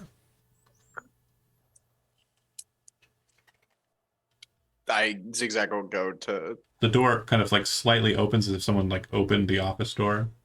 And as you're kind of walking over to kind of touch it, there's this kind Icarus of has his hand on his gun. Sure. There's this slow motion moment zigzag between you and the person on the other side of the door, and it's like the camera keeps switching between it, like over the shoulders, and you're kind of looking dead on in the eyes of Black Megan as she's opening the door, and kind of looking at you. No. She does not freak out. She does not flip out. But what do you do? What? What the As he fuck? opens the door, you're gonna see his whole body will freeze for just a second, and then smirk on his face. Have you come to finish the job? You were never my interest, and you know that. But you don't seem like the kind who's happy to let one get away, no? Oh, no. If you're not the mark, I don't give a fuck if you live or die. She says as she kind of looks at you. Are you going to let me in, or? It's so nice to be cared for. He opens the door and gestures in. She smiles, looking at everybody. I believe some of you may know my associate, Black Megan. Is that okay to call you that? Just Megan's fine. This is Megan then. What's up, Meg? No color association. I don't really like, Anyways, I won't get too much into it. I came here for business. I'm not terribly interested in the matters that we associated each other with last time, but I will want to make sure you are aware. I am willing to pay you 20,000 eddies if you know where he is. But that's not the main purpose of my presence here. So think on that. But moving on to the point. I acquired something, and I need a fixer to help me move it.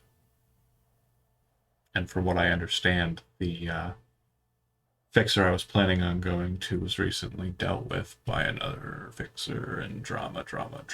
So I'm just coming here to find someone who can kind of help me with the materials. If I cannot, I believe that my associate Denise may also be able to assist with this offloading. The item? Well, it is a truck that is filled with a chemical compound. The chemical? Well, a chemical compound is a very particular type of fuel source that was not too long ago taken from Night City and absconded with at the behest of a Biotechnica representative. It was being moved back into the city, and I need to get it out of here and north. Okay. Do you have the bio set up north, or do you just need it out of the city? I need it to go to a small city north of here, and I need to double check to make sure my map is right on this. Hold on.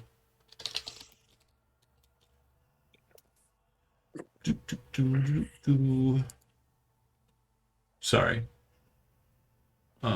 Directions. More. Yep. It is north of here. It is about 165 miles north of Night City. A small little city called Santa Cruz. It's on the north point of the Monterey Bay. If you're not familiar with Santa Cruz, out of character, you obviously have never been in California for very long. Santa Cruz is kind of like a beachy area. It's got Santa Cruz Beach Boardwalk. It's a nice enough city as it is. Ooh, lovely.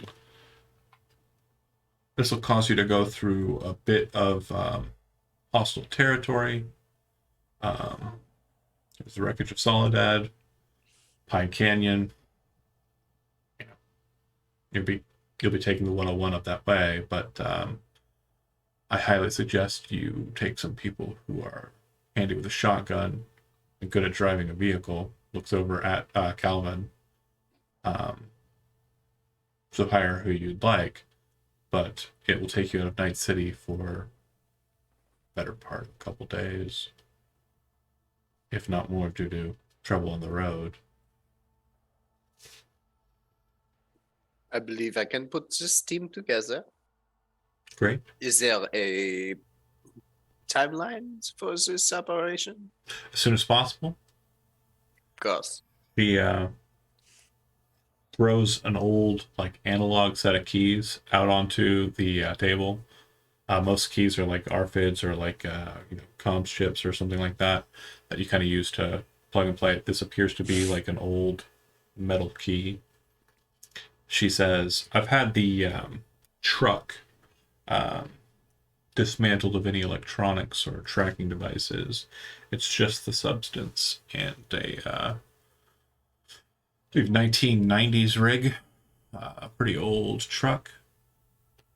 Chew conversion, of course, so you'll be fine fuel-wise, especially if you can find a fuel stop on the way. And honestly, if you want to pass the job off to someone who's more important, that's your prerogative as a fixer. I just want to make sure it's being handled correctly. The vehicle, its location, and she kind of takes a second to kind of jot down on like a piece of paper coordinates. And based on the coordinates that she leaves, it appears to be up north of Night City, not out of Night City, but kind of like on the north side of Night City, over in kind of the oil fields on the north side. Those coordinates should put you right face to face with the truck. GPS it, whatever you need to do. Or like I said, send whoever you want, just as long as the job's done. She looks down at her watch and then kind of looks back at you. You said timeline, a month. I'd say if it's not done in a month, I'd probably be pretty annoyed and come asking questions. And you know how that can go. Of course. And the final question, I suppose. You Sure. said 20,000 for the other job, but for this one? No. This one will be good question. I don't know exactly how fixers operate, other than that they need money up front, fund wise, to pay the help. So I would say 2-day job, about 5,000 eddies a person. Sounds like probably 4 or 6 man. So she reaches into her pocket, pulls out what appears to be like a small cyber deck, kind of slots in a card, then pulls the card and sets it out. 50,000 eddies. Spend as you please. On whoever is doing the job. Should be more than fair, right? This will be acceptable, yes. Great. Oh, right. Regarding the other gig, she places a burner phone down on the table. Only number on there. Call it if you're ever interested in giving them up. I like to keep all the cards on the table. He smiles as he puts the burner into his pocket. She smiles and walks out. Anika kind of, yeah. She seems nice. Well, that's the second time I've had like a cold-blooded killer who's known for just outright killing people enter my office or enter my living space and not kill me. So I guess I'm pretty cool, right? Yeah. She kind of smiles over at Crystal. I need to get fucking lit. Party? We should, I think. There's In not or any out? good there's not any good places around, and again, I'm not sure about going outside, so yeah, can you just like go grab a couple of bottles? Oh, hell yeah. Do Bring you want me them to in. pick up any food? Whatever you get, yeah. Food? She kind of enters into her office space, and you could hear her kind of into the couch.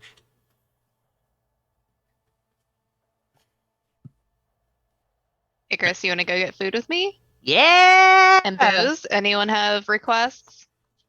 Takes, like, grabs like a notepad or piece of paper or something. Calvin would probably look up how you make a Morgan, or not a Morgan Black hand, a Johnny Silverhand. Sure. Oh my What? God, they have different colored hands. Sugar's order is just like an alcoholic version of the same energy drink she always drinks. So energy drinks and vodka, gotcha. You concern me. Do you want food? I feel like Sugar's like a Red Bull vodka kind of girl. Yeah. No, Sugar is a Four Loco gal. Let's Oh, be that's honest true, that's here. true. Sugar is an old school Four Loco gal. That's right. fair, that's Hey. fair, that's fair. Okay. Now I we're can good. legit just make this. All right. The Johnny Silverhand is a real drink. I did not know that. Yep. Oh yeah. Oh, It's some one I people cannot can't drink have. this. Yeah. It's basically just a tequila old fashioned. Yeah. Well, I guess. Never mind. I can make it with lemon though. I was gonna say chili you garnish. You did like break down everything. I mean, I did break down everything. I just copied and pasted it. Yeah. Oh. Calvin will go over to Zigzag and be like, "Is there more to that engagement than I get? Because this is not the Black Megan experience I thought from how you told me about her." There are many facets to an individual, no? You know her better than me. That was just tense. It could have gone a different way, but as she said, she only cares about her milk. If we are not her milk, she could not give fuck. No? What do we know about the Santa Cruz area? It's way north of here. It's up in more northern California, so it's technically a part of the same state that you're in. But in between you and it, there are a number of different kind of wastes in the area. The Gibsons are very familiar with the territory in between here and there. In fact, some of the gigs that they were talking about that they were kind of dealing with were heading up towards like Oregon. Yeah, and yeah. like they Because- moved through that territory, so it's not an unknown for your family. So I'm familiar with routes that reduce risk, probably can't eliminate risk. Yeah. And again, you're also familiar with people who could probably move the material because they're used to moving trucker stuff. You know, it doesn't. Again, every job that's put to you does not have to be a job you take. That's Wasn't true. planning on it. I was actually going to see if we could get your family to move it for us, if we can get the truck out to the camp and then have Yeah. your family ship it. Ooh. That's what they do. Like That's, only need that to is get the truck yeah, out exactly. to- That is to all the Gibsons Daddy, make and money Daddy's gonna move it. You know what I mean? Like buffing that little star. Absolutely. Do. If you do want to make those contacts, that's perfectly fine. Zigzag, is there any other kind of things that you want to check in on regarding your setup or anything in particular, like regarding your network that you'd like to check in on?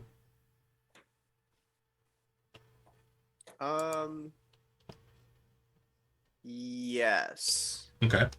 Give me a sec. I need to go through notes.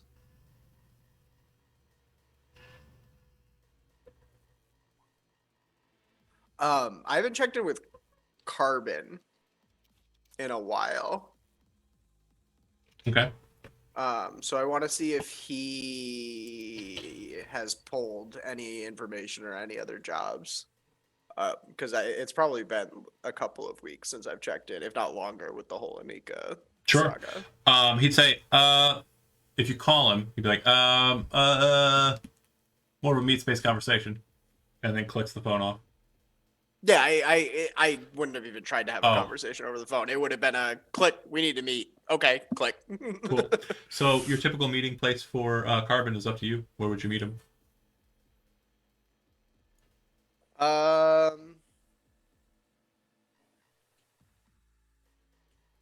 I imagine he's like one of those weirdos who doesn't meet in public, doesn't meet at a diner, doesn't meet anywhere. No, yeah, he's got like He's fine with that shit. Okay.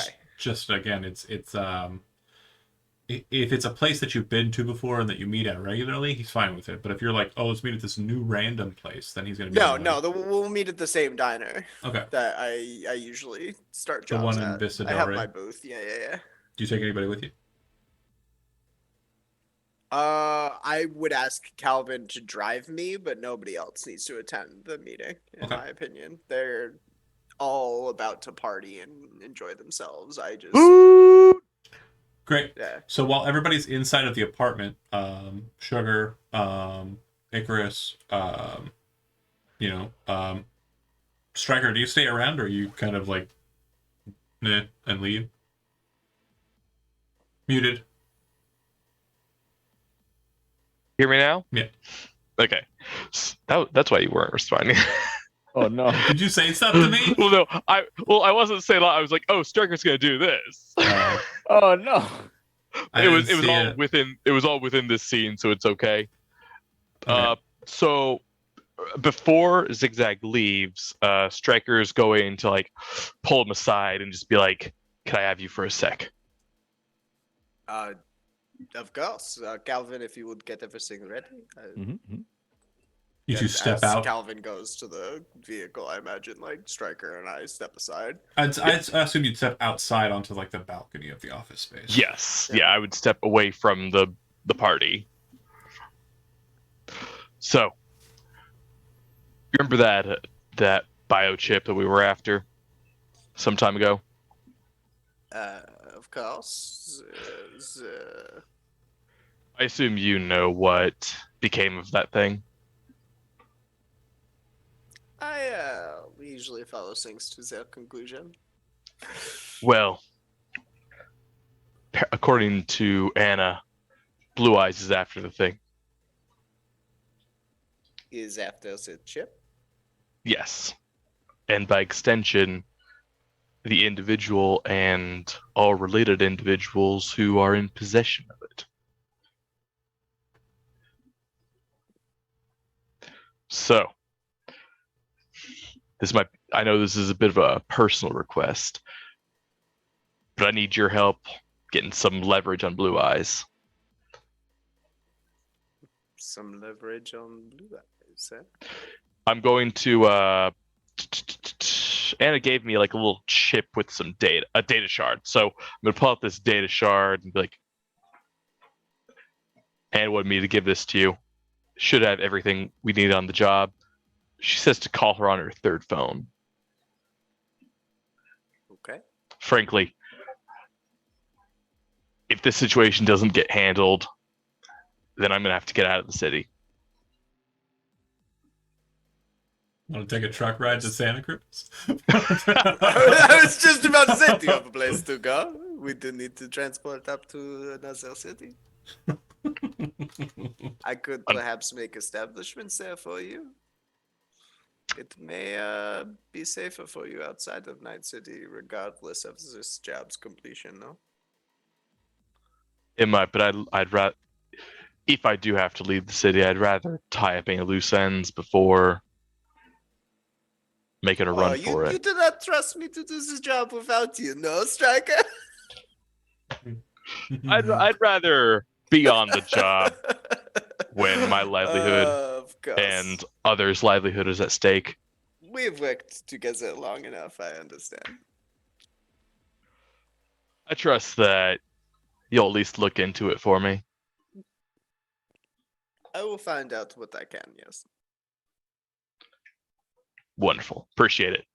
You can hear the AV roar. You head on up. Mhm. Enter inside. You and Calvin float off into the night. Striker, I assume you say your goodbyes and head home, right? I'm actually gonna Stay. stick around for a few Ooh. drinks. Okay.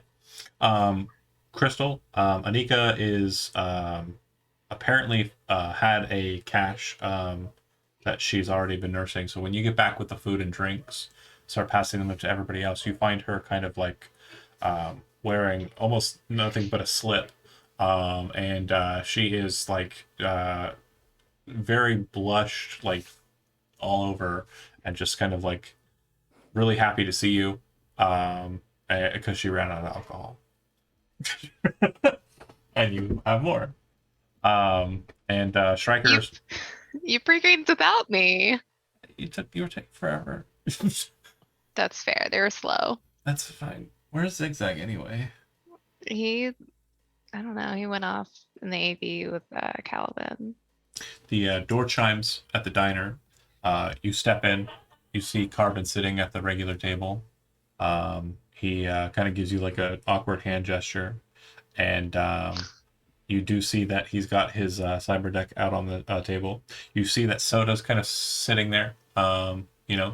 Looks like he's just casually sitting. It looks like there are a couple of other customers in the place, but they're far enough away that any conversation between you and Carbon will be heard.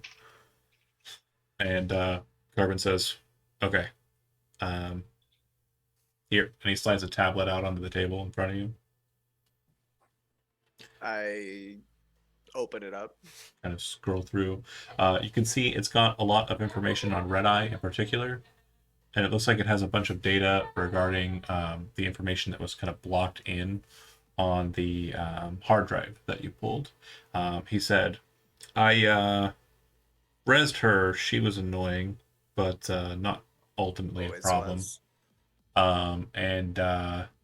Yeah, it looks like the information regarding these nobodies seems to put them all kind of in the same place. They all seem to be kind of moving in and out of Night City.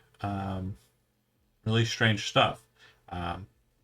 Looks like the main source of activity is Mega Building 11 up near Watson.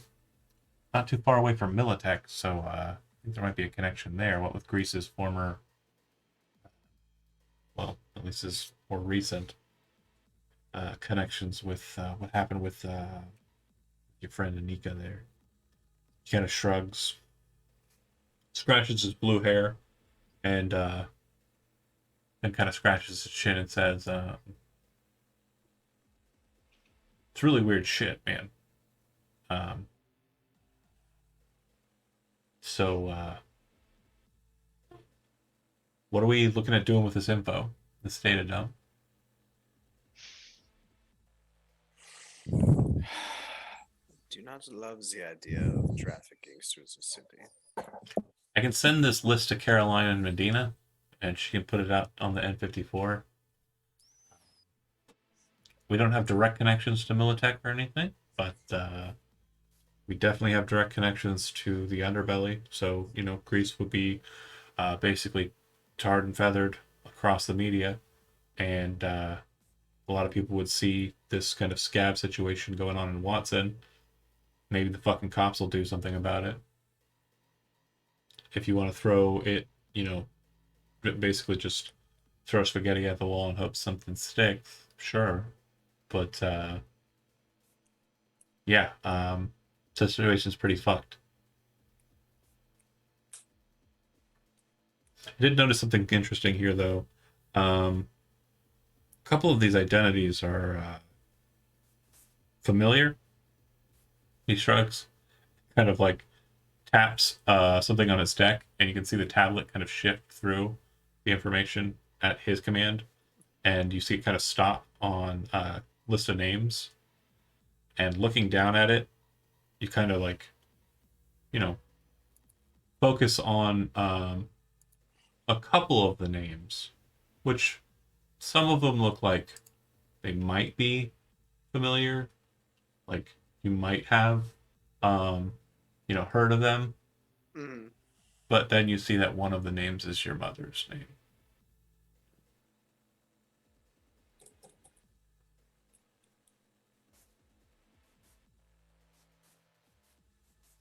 Yeah. He says, "Sorry for prying." No. I would expect nothing less from you. Thank you for showing me this. Yeah. If you're looking at dealing with the scabs that got him and finding out what happened next, Mega Building 11's basement's filled with these fucking rats. Do not put anything out yet. Let me follow up with this. I already will got let you know when we need to. the Glasses. mailer.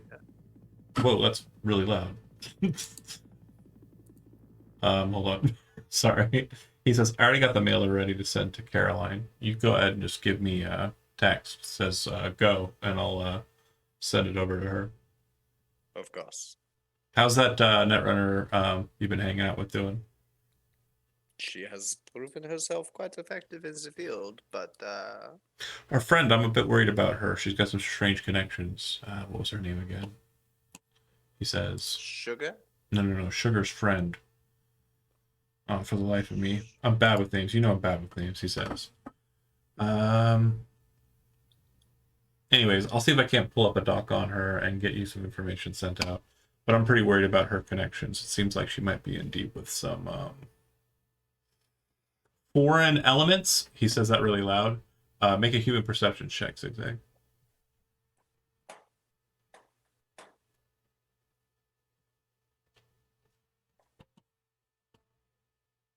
What'd you get? 17.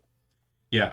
So the news typically refers to like Arasaka engagements as as foreign elements.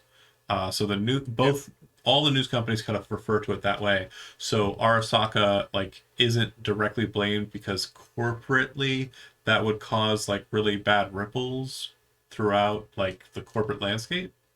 So they don't openly say it, but they kind of say like Arasaka was responsible by saying foreign elements were responsible.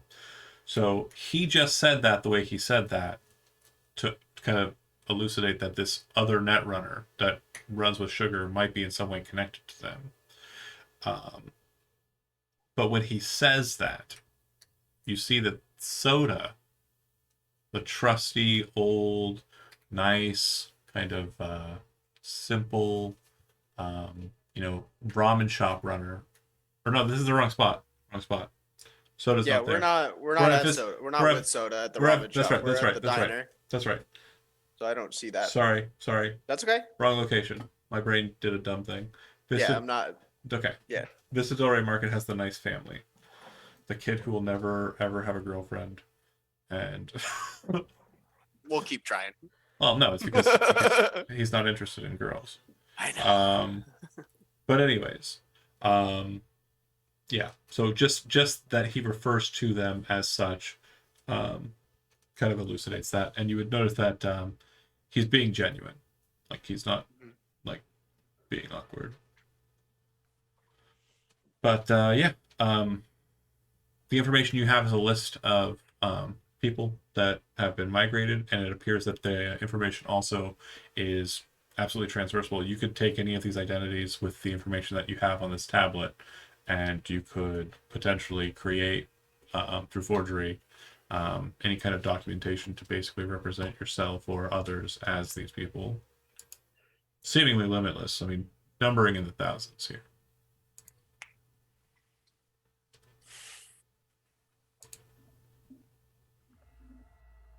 Would I need a netrunner or anything to create those identities, or can I just do that? If you have forgery trained as a skill, you can do it yourself.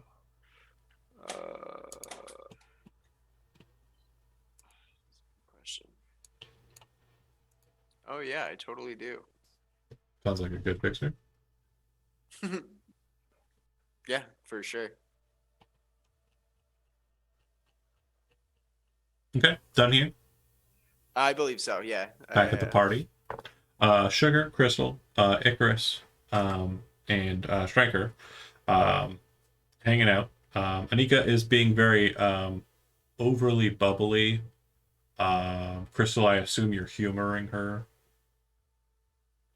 But she's Oh yeah, for sure. she's like, I want to listen to music, and like, so you listen to music, and she's like, I want to dance, and she's like being very kind of awkward, and she seems to be very kind of flirtatious at Striker, but it's more or less just kind of like hitting against a stone wall because Yeah. he's probably not really gathering that she's trying to kind of flirt with him.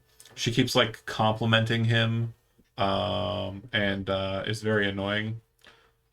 Who's doing this now? Anika, the Anika. fixer. Oh gosh. She yeah, seems to be very kind of just unlevel-headed. This is very much her in her party scene. So Crystal, I think, would have been the only person really who's seen her in this element. Icarus, she's always Yeah. been like very business forward, kind of awesome like representation of the family and all. But right now she seems to be very drunk, Yeah. very drunk. And Crystal's trying to catch up to her because she had a head start. Because they're usually drunk together. Yeah. Does anybody have anything to say in like this kind of party scene, or are you just kind of drinking and like being casual? Striker's just like sort of sitting in a chair. He had mixed up a drink with what he could find in the fridge, and he's just trying to sit and enjoy a drink. Surprisingly fair amount of available options. Zigzag has a fully stocked bar and also Oh, fridge. excellent. Yeah, and it's And good. Crystal Probably didn't even brought a have to bunch go of out. stuff. Well, you gotta replenish. Yeah. A good Also, guess. you don't know how much you're gonna drink, so just in case. I mean, you're pretty sure, and Anika is also kind of, telling you it's fine, but you're pretty sure it's fine.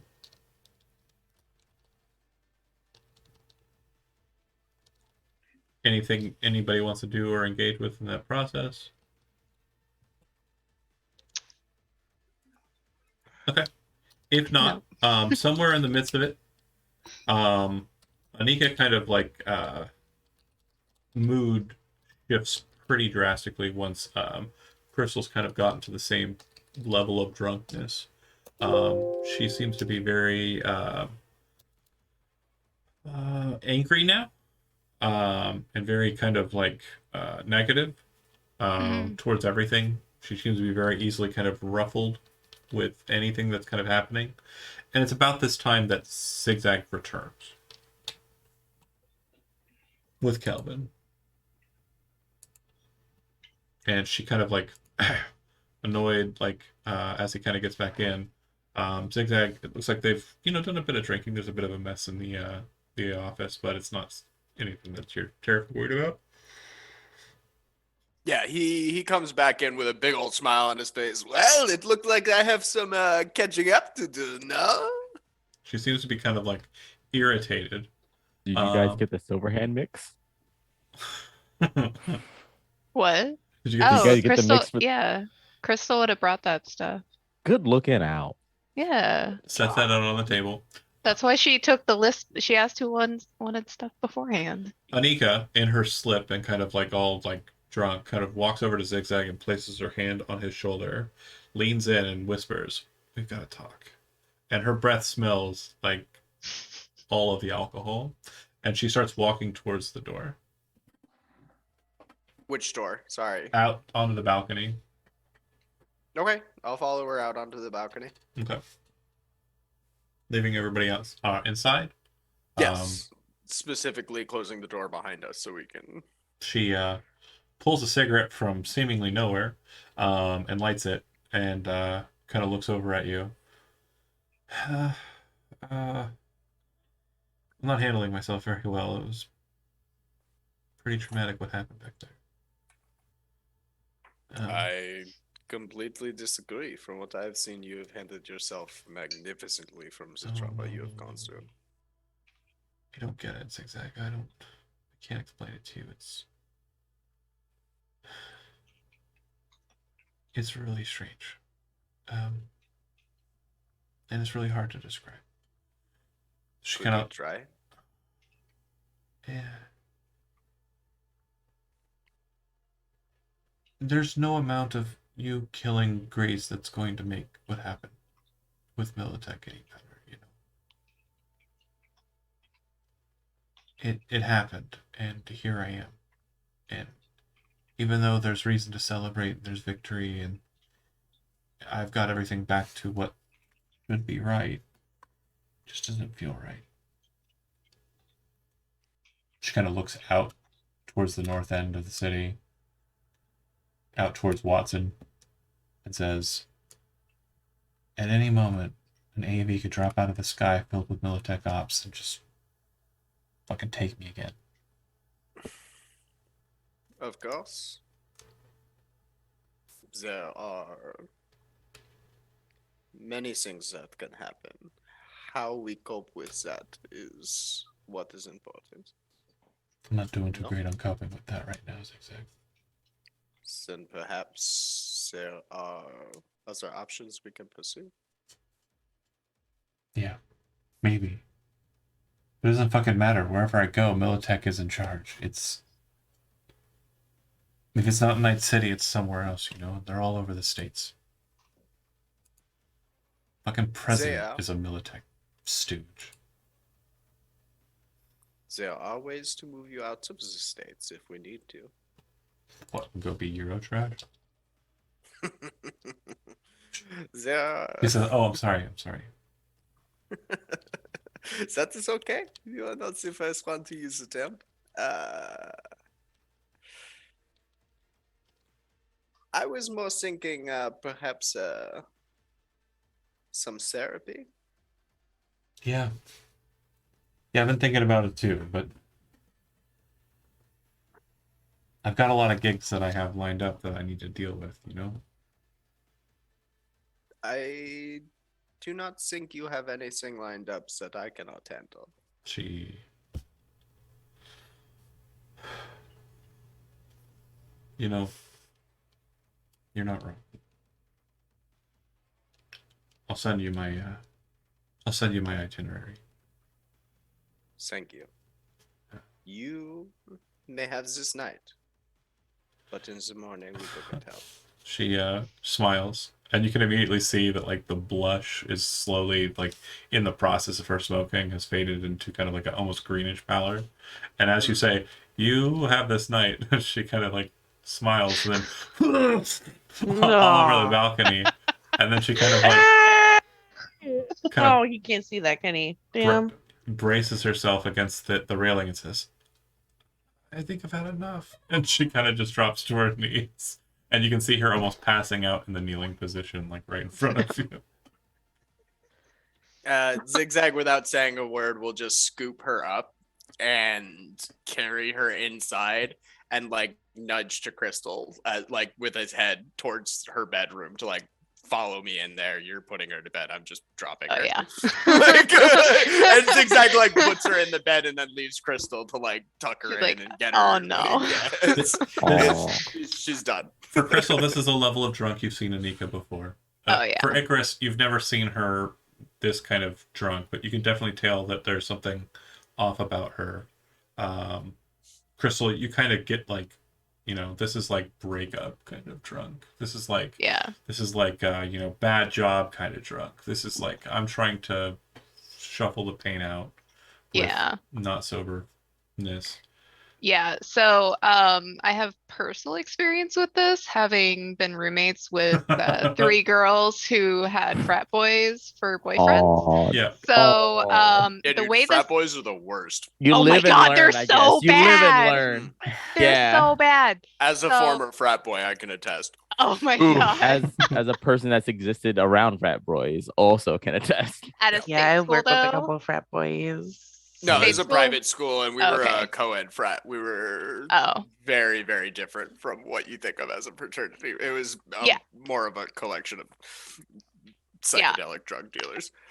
Oh, okay. Not just a bunch of Um, douchebag drug dealers. yeah, no.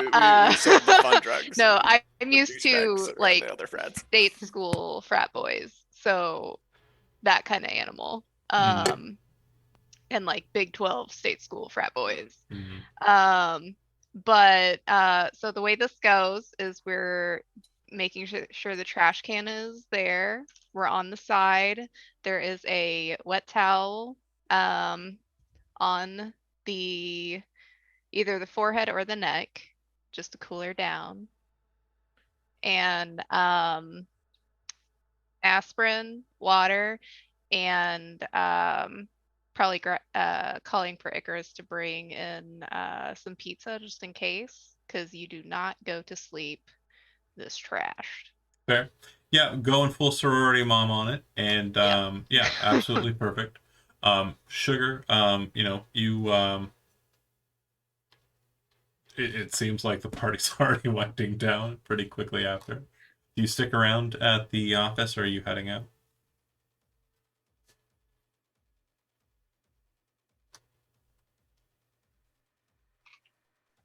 DJ?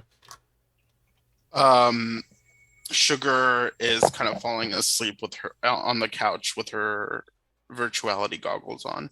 Okay. And Icarus, would Icarus be a lightweight? I don't know. Or would he be able to hold his own in a drinking? I feel like he'd be able to hold his own Okay. But he's not like a party for the most animal. part. Not like hardcore party, no, but Right. Okay. I feel like he'd be able to hold enough that people are like, okay. Gotcha. Perfectly fine.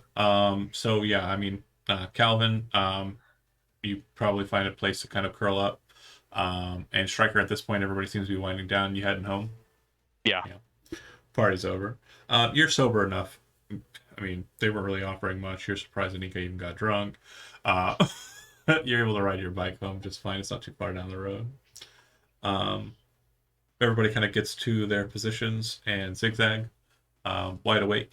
I assume kind of take a second to kind of go over the list of jobs that Anika has lined up for the itinerary. Yes. Okay.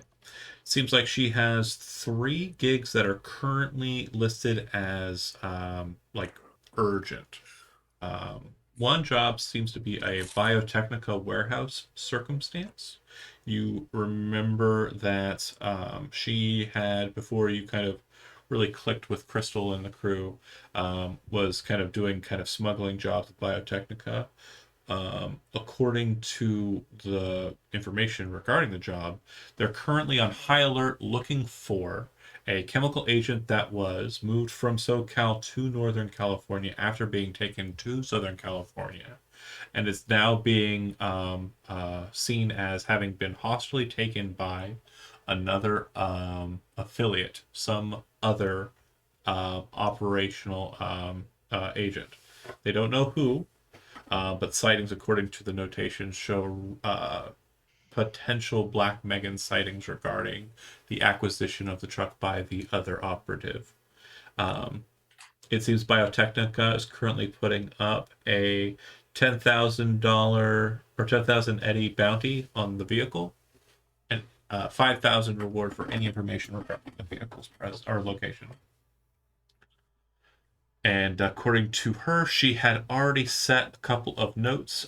She said that possibly Lucky, possibly Salt might be able to help try and look around the city to see if they couldn't help find the truck. Yeah, finding that truck sounds like it'll be a tough job. Well, you know where it is. I know, I'm being an asshole. Okay.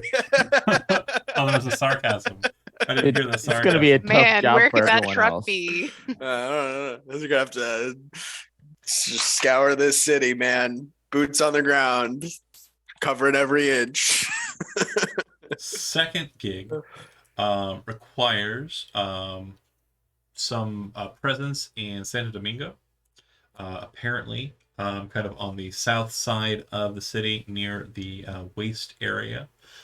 There are individuals who are trying to get Black Lace moved into Santo Domingo, but according to Anika, the Black Lace in question is very much tainted material that's coming from basically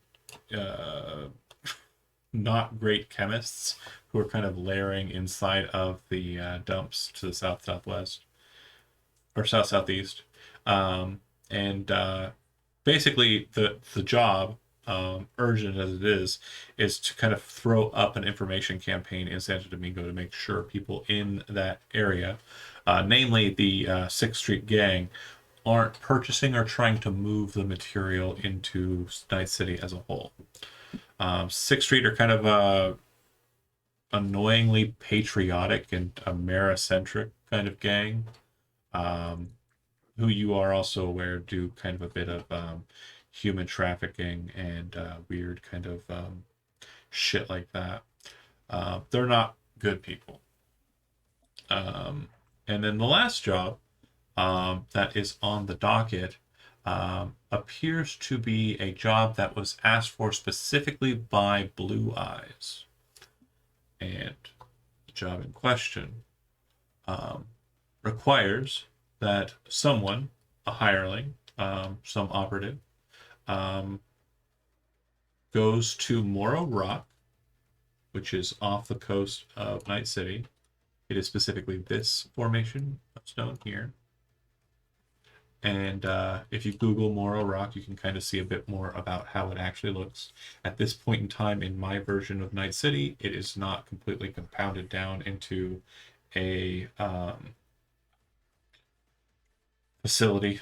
It's been kind of kept as is since Night City formed. But a lot of the material around and in it has been used to help build the island to the southwest of that rock. Point is, meet with Blue Eyes at that location for a very specific, not exactly a smuggling job, but more or less a courier job. And she seems to have this as high priority, highest priority.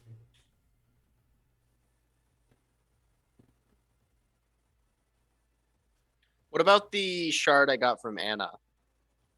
Oh, sure. If you pop that in and check it out, it tells you everything about the corporate individual who is currently listed as Blue Eyes in the material. And it tells you his real name, his address, every single detail you would want to know about this individual in a corporate level position. That information was passed off to Chris, and my notes currently aren't in front of me, so I will go through my notes and give you all the details. That's fine. You can send them to me in the side Blue chat. Eyes regarding that. I guess as I'm going through the material, there's nothing indicating any kind of job, right? So I have to call her. Right. So Anna's it was translated through Stryker. He did say it. The job is get any kind of leverage on Blue Eyes, and she will So pay she you. didn't have a specific plan for how to get that leverage. She just wants someone to get leverage. Here's all of the information. Yep, that she has on him. Correct. Got it. And to call her on her third phone when we've got that leverage. Right. Got it. Okay, I misunderstood. No worries. Okay.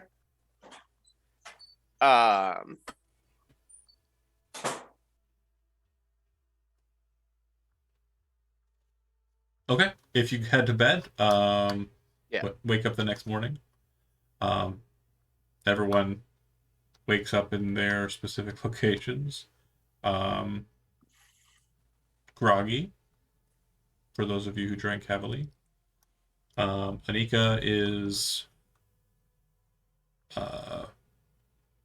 not really waking up. She's not dead, but she's just not going to wake up until it's probably 4 or 5 in the afternoon. It's her prerogative. That tracks. Yeah. Yeah. But for the rest of you, you wake up at whatever time you feel is appropriate. Excuse me. And what would you like to do with your day? Crystal would definitely be getting up later, but not as late as Anika. Okay. Yeah, I imagine Zigzag is probably one of the first ones waking up and walking out and seeing Sugar still passed out on the couch with the virtuality goggles. Yeah. The other thing Nah, Icarus would be up watching his cartoons, man. the other thing you'll note is it does sound like it's raining today out in Night City.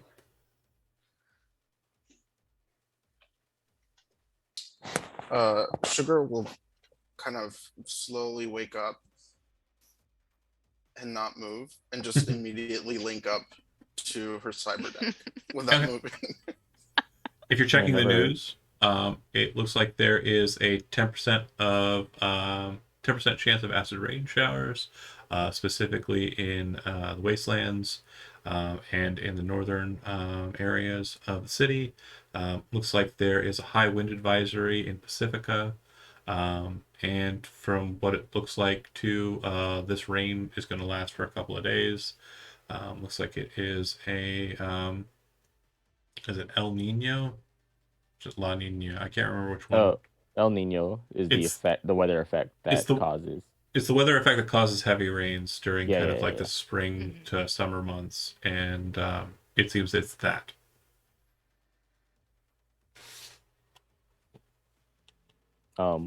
When Calvin gets up, I was thinking like he would have a bad back, but then I was like, Calvin lived all his life outside, so he's probably got like a rock hard. Like he doesn't even know he's sleeping on a metal truck bed. So he just gets up and he will just head towards Zigzag and knock on his door to see if he's awake. Bop, bop, bop. He'll come right out. He's already got a full suit on and is probably halfway through a cigarette.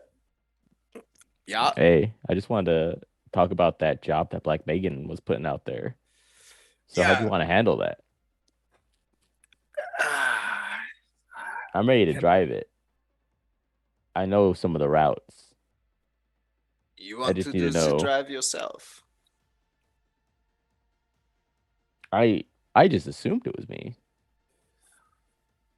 I don't love the idea of being without a driver in the city for a couple of days, but I do trust you to be the most effective getting it there. What is your plan for getting back? Well, damn. I didn't even think about that. When the family goes out, they head out in threes, twos and threes. Hmm. If I go out, I'd be heading out in one. And there will be no way for you to get yourself back when you've delivered the vehicle. Yeah. I'd have to get in So, touch. perhaps you may be able to arrange for one or two other members of the family to follow you up there. No? That's how the run works. I'll have to check in with Daddy before I can guarantee you anything, though. Do you think you will need protection, a solo or a deck?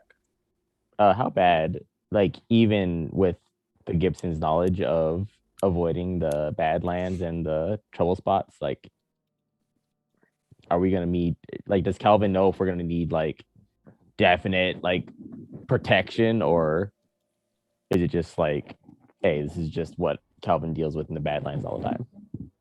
Um, so the Badlands are basically different depending on what side of the city you're kind of going to. In between NorCal and SoCal, so this kind of area, like on the biotechnical farms and such, it's mostly just going to be kind of your brigand style wraiths and the like, trying to kind of abscond you of your vehicle, take all of the things and possibly your vehicle. They don't really care about people; they just want product. Um, Most people don't travel south of Night City to NorCal. As you were well aware, there were also smaller kind of uh, groups that kind of pop out and about. Um, so you got that going. And you then have kind of south southwest. This gets into more kind of like nomad groups that are trying to kind of maintain control and presence around kind of like the wastes or the dumps and the lakes. Um, and they don't really care much about other people kind of entering their space, unless those people are representatives of other families, specifically the families that are fighting. They won't really mess with you too much unless you enter their territory or are representing a family they're not a fan of. The Gibsons, if you remember, used to kind of layer up around here, but they moved north because of the issues with territorial claimancy and infighting between like the Aldecado representatives in the area and Wraiths, which are one of the bigger families out and about this way. If you head directly east kind of head out from that position. Hold on a second here. Morro Bay, California. So if you kind of head due east, the remnants of the one kind of move into San Luis Obispo, which there was a very large correctional facility that was out there. But due to border changes, it became Southern California. The penitentiary basically blossomed outwards as the prisoners kind of took over the facility, and lots of individuals that you saw earlier in this campaign were orange jumpsuited individuals who had kind of technology they shouldn't have had, because corporations don't know how to just not sell military grade weaponry to people who shouldn't have it and should just be doing like enforcement. But yeah, if you keep following the one, it eventually kind of retracts with the remnants of the old 101 and out towards 58. And there's really no way for you to kind of connect directly to the 101 anymore, because Santa Margarita is pretty much just a fucking mess. Beyond that, if you kind of move northeasterly out of Night City, you're not going to be able to do much with that movement, because it's mostly just wastes. So a big truck like you're talking about moving, probably not going to be too great. And yeah, it's a lot of kind of hilly, rocky terrain, kind of heading up towards, San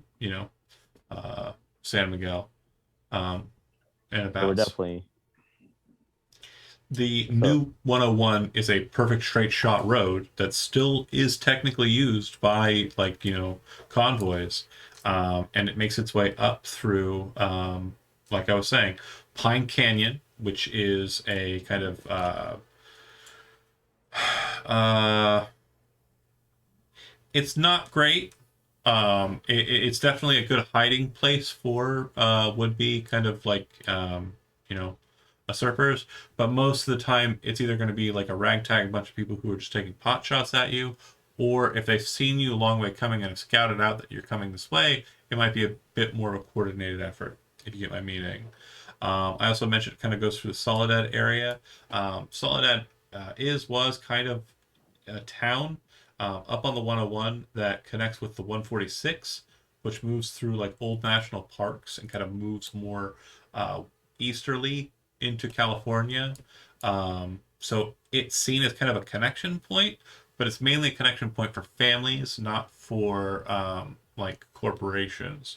So it's a good place to kind of either get to and kind of bog down and keep yourself kind of like rested, or it could be seen as a good place to get into like a fight with other families that might be using the place for similar purposes.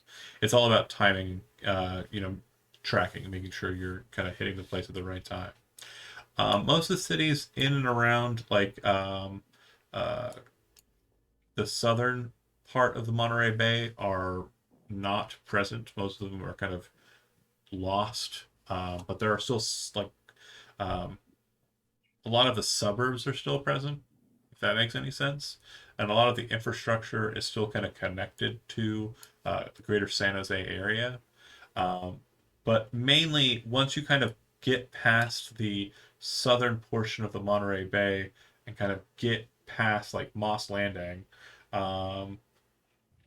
you can kind of take the 101, break off of it onto the old one and into Santa Cruz proper. I'll hold still on. typing. I'll try and help you with a map. I am looking at the map also. Okay, cool. I just saw a Safeway on there, and I was just like, "Oh my God, there's a Safeway on Google Maps." That's a throwback to my past. I am up to. I just finished typing out my Soledad notes. I'm sorry. I was trying to keep up. Yeah, keep in mind, like, our real life world is a bit different. Some things kind of functionally changed in the formation of some of these positions. Fresno is still a hellhole, no matter what reality you go to. Um, so that's true. That's always true. And it's not because of any kind of societal stuff. It's mainly because Fresno is inside of like a rocky area and there's no like airflow and it's hot as hell there. It it's literally like sitting inside of a stew pot. It's the worst. That is actually how Yakima worked. Like sitting Yeah, inside of exactly. a barn in the middle of summer. But yeah, here's a very basic rendition of the map. The main difference is Morro Bay is Night City, and um, if Oh, you okay. I was gonna ask that too. Yeah, It's like, where does Night City on this map? yeah, according Yeah, to yeah. Pondsmith, Morro Bay was his main inspiration as he was driving through, like of a place that could be easily kind of like taken over by corporation and made into something stranger. But the 101 actually no longer goes the way it's going. It's moved to the left a bit in this area. So if you kind of see where Bradley's located, Okay. the 101 drops due south from there and hits Night City right on the head. That's why you said they don't connect anymore. Right. Like that. The old 101, the remnants of it are still present, but they're like, imagine roadways that have been kind of not tended to since the 70s, and we're in 2045. Because Night City was purchased by the Knight Corporation in like the 70s or 80s in this history. Yeah, because we famously kept up infrastructure past. Oh, no. In real life. If you've ever been on the 101, you'll see that it is pretty well kept. Like Okay. the highway that counts as like the lifeblood of California, that's a pretty good one. I will grant them that. But yeah, you're not wrong in a lot of. I mean, I'm from better where be. They taxed them enough. right. It's like, if they charge them those taxes, they better be used. They better be nice roads. And they are. The 101's really great. I've never seen like a pothole in. I'd never seen a pothole in my life living in California until I moved out to where I live now. So You poor Oh, thing. you're a West Coast transport too? almost I like never paying- knew. Taxes Yep. is a good idea. Right? I'm from Northern California. But yeah. That said, that's the route if you're interested in that job specifically. And it does sound like it will be a couple of days worth of travel, there and back. It's, I mean, if you were driving full tilt on the highway and you ran into no problems, it would be about 3 hours there, 3 hours back. But that's not likely. Correct. It sounds like just from how the truck handles on its own, we'll probably need It's an older truck. a small convoy. Yeah. You behind definitely us. would want to run with some outriders for sure. So I'm gonna call Daddy or whoever is on camp currently to help handle contracting that out. Okay. Seeing if I can get some support. So, also in the morning, Sugar, as you're kind of like going through the news, you can hear in Anika's kind of room, there's definitely a large amount of sobbing going on, a lot of crying. Crystal, you're in there with her. And she's basically kind of like just breaking down. Like this is just, yeah, she doesn't really say anything. She's mostly just crying and burbling. Like, it seems like every little thing seems to kind of trigger her response. And you think like, as you're kind of like thinking about it, this is the worst you've ever seen her. Yeah. She's completely broken. Whatever they did to her, like, it was very, very bad. Mm-hmm. Eventually, like, I'm assuming, what would you say would be your kind of response to this, like, physically and verbally? If she lets her, she'll be kind of like basically like holding her and like snuggled up, She's and just trying to like reassure her, but also like, look, if you need me to stay here with you, That's what I'm gonna do. She seems to be babbling, and sometimes she kind of like says some words that seem to make sense, like as words. Sometimes she seems to be talking in a different language, and she's fluent in my brain's not working, but it's the same language that Arabic. Arabic, yeah. Yeah, that's right. And it seems that she's kind of just like out of it. But eventually she kind of like settles down in your arms as you're kind of rocking her. And everyone who's kind of outside of the room kind of hears that calmness. Icarus, I'm assuming you're kind of moving to stand in the doorway to check it out. Yeah. And when you suggest that to her, she says,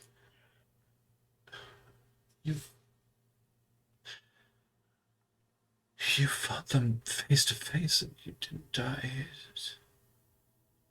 How did you do it? Well, I was thinking about was saving you.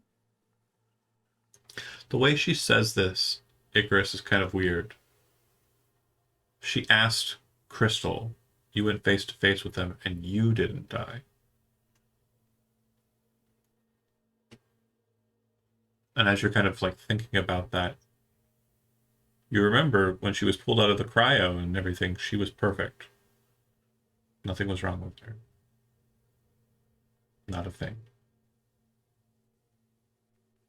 She kind of looks up into Crystal's eyes and she says, You've got to protect me from them no matter what, no matter what, no matter what. I told Zigzag to handle my jobs. I want you to take me away. I want you to take me away from you. I've got a friend up in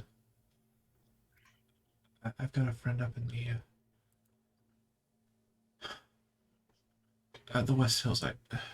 Or what was the name of the damn one? Night City Districts. Westbrook. Good job. I've got a friend up in Westbrook. He's willing to let me stay with him for a while. And he said he's got someone who can help me out, who's helped him out too. Can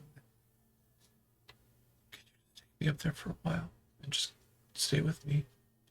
As she's saying that, her hand's kind of like grasping a hold of your hand, Crystal. Yeah, she takes it and it's like, yeah, anything you need. Okay.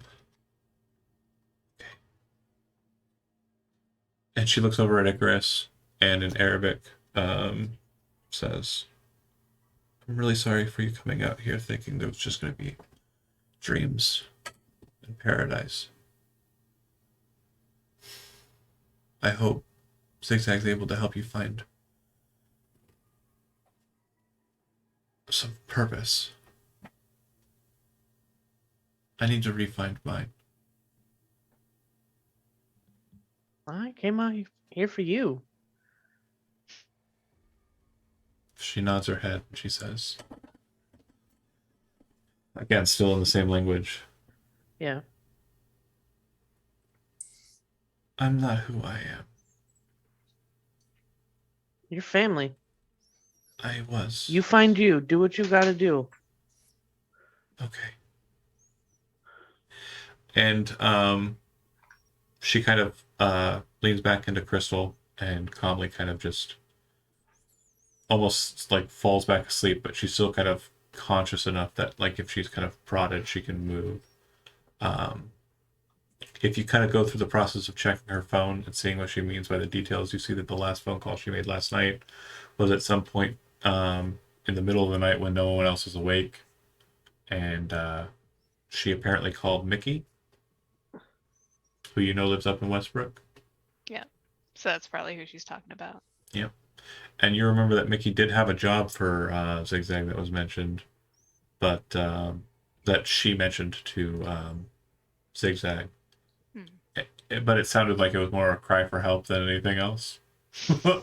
So you kind of go, okay. And you know the only way you're getting to Westbrook is if you get Navy ride through, because security up there is pretty tight. Right. Um, so she'd kind of look at Icarus and be like, I need to talk to Calvin real quick. Can you and Yeah, he's like, yeah, I got kind of you. passes and he goes Like, off. just they swap Yeah. places. He just like slides in behind her. And just like, it's all right, babe. In quiet, when she's with Icarus, and it's nothing against Crystal, it's Yeah. more of a blood relation kind of thing. She slowly starts to kind of whisper in your native tongue, like, and explain what she remembers, what happened Yeah. with Militech. She says when she first dealt with them, she remembers she was up near the afterlife, but they came down to kind of come after her, and her pistol very quickly ran out of bullets, um, and then they shot her. She remembers what it felt like to be shot. She'd been shot before, but never as deeply as this one. Like it was center of mass, straight through the chest. She And there remembers wasn't a mark on her. not a single one. She remembers waking up after that on an operation table, and when she looked to her left and to her right, they had already pulled her limbs off of her. She explains to you too that they were cutting her open. She remembers the sound of bone basically being broken open at the incision point. Next thing she remembers is she was very, very cold. And it was almost as if she had been like moved. Like someone kind of shunted her out of like Night City, out of everything she knew. And when she woke up again, she remembered seeing everybody here and not feeling any kind of lingering pain like she remembered dreaming about when she was cold. And she says that she didn't remember it all clearly. She didn't remember it all clearly until the night before last. Like the night when you were planning the job, when she was asleep and she woke up the next morning. She didn't know how to deal with it other than drink. But she tells you that in confidence. And she doesn't know what to expect going forward because she doesn't even know who she is anymore. And that's kind of what you gathered when she was trying to say what she was saying before, Yeah. Crystal. Some Frankenstein shit Militech was up to, apparently. That's fucked up. The scary shit. Indeed. That said, Zigzag, or sorry, Crystal, you go to Calvin. Yeah. Hey, what's up? Hey, also need to ask Zigzag, but I might need you to fly the AV. Sorry, I Uh, imagine you approached Calvin and I like while Calvin and I Oh. were talking about the transport job. Yeah. Yeah, if you guys are together, So then I'm assuming like we're address both at my both of you. desk with like maps pulled up, and he's talking about we could run this route, this That route, makes this route. Yeah. yeah, that You know makes what a I ton mean? of sense. And the, Yeah, the yeah. conversation occasionally stops as you kind of listen in as the crying kind of gets louder and you kind of then talk about the job again. Like you're concerned, but it does sound like it's being taken care of and you don't know how that would work. But then she comes in and she asks, Okay, then Calvin wouldn't say, "Hey, what's up?" He would instead ask when Crystal comes in, "Is like, is she okay?" No, but that's where you guys come in. Hmm. We need to get her up. Fuck, you said Westbrook. it. And I didn't. It's okay. I Westbrook. remembered it for both of us. Thank you. Is she going to see Mickey? Yeah, I think we need to stay out there for a bit, just to get everything figured out. And Of course, it will be easy to arrange for doctors to attend to her at his mansion. perfect. He has the resources to support you both. Will you be Yeah. staying with her? I think that's best for now. I agree. And do you need my AV to get her there? We're not driving there. Of So course not. yes, please. Is she ready to move now, or does she need more time? Probably sooner the better. Then as soon as you are ready to go, as soon as she is ready to go and is packed, Calvin will be happy to take you. Absolutely. Does Mickey know we're coming? Yeah, believe so. Then yeah, I can take you guys right now. Perfect. If that's what's best. You scoop her up, and you all get into the AV. Crystal, and Anika, and Calvin. Zigzag, do you go or are you staying behind? I think when Crystal leaves to go back and start like packing clothes and bags and things, he would step out onto the balcony and try and call Mickey himself. Okay. Yeah. He goes, well, hey, you gonna take that job and I gave Anika, or are you bringing her over? I am going to bring her over. Okay. Would you like to discuss the job when I drop her off? I don't think I'm gonna be able to do it if Anika's staying over, like she said. So it's no big deal. Maybe after she gets better, you know. Yes. That I believe would be best. I Okay. appreciate your understanding. Yeah. All right, cool. Well, I'll see you. I mean, you hear I got the landing strip set. So if you're flying Of in, course, you have my credentials for the AV on file, no? yes, yeah. Okay. See you Then soon. we'll be there as soon as we can. As that's happening, Anika's kind of like messing with her phone. You notice, looks like she's texting, possibly doing some other things. And as you're kind of getting everybody situated, Striker, you're not there, but you also get this text. It says, "Hey, thanks. If you have any questions regarding any jobs or anything, please reach out to Zigzag until I send you another text. I sent you a little something to tide you over while I'm gone." And then smiley face XOXO Anika. And your accounts for the last job of getting her funds back appear to have taken a payment for the job and a little bonus. It's like 7,000 eddies for each of you for the getting her money back gig. Where do I put this on my sheet? Should There's be, a box for cash if you scroll down. Yep, on the right below side. like armor next to gear. There Cash should and be ammo. cash and ammo. I have it says 0, which I'm sure is not right. No, it's accurate because you've been poor. Yeah. You've been living on other Edit. people's stuff. Yeah, just go to True. edit and then add that in. Yeah, I believe we spent you I down ain't to pay 0. you shit. Yep. So far, Zigzag has You not did paid this you. for family, remember? Your Yeah. family can pay you for your job. It just did 7,000 eddies. There That's- you go. It's not too bad. It's not enough to get an apartment or anything, but it's definitely enough to live. And you would note that the only thing that Anika seems to have, because she left in the same thing she was wearing last night, but the only thing she seemed to reach out and kind of grab a hold of before she left was the outfit that she was first kind of like throwing on when she got back to the apartment. The red dress with the kind of old like wide brimmed hat, sun hat. She kind of gets that nice red outfit, kind of gathers that up. That's the only thing she seems to kind of take the time to kind of get. Some sort of strange connection or sentimentality there. As you're flying, Calvin, you drop off Crystal and Anika. As you're kind of opening up the AV door to make sure the two ladies are getting out okay.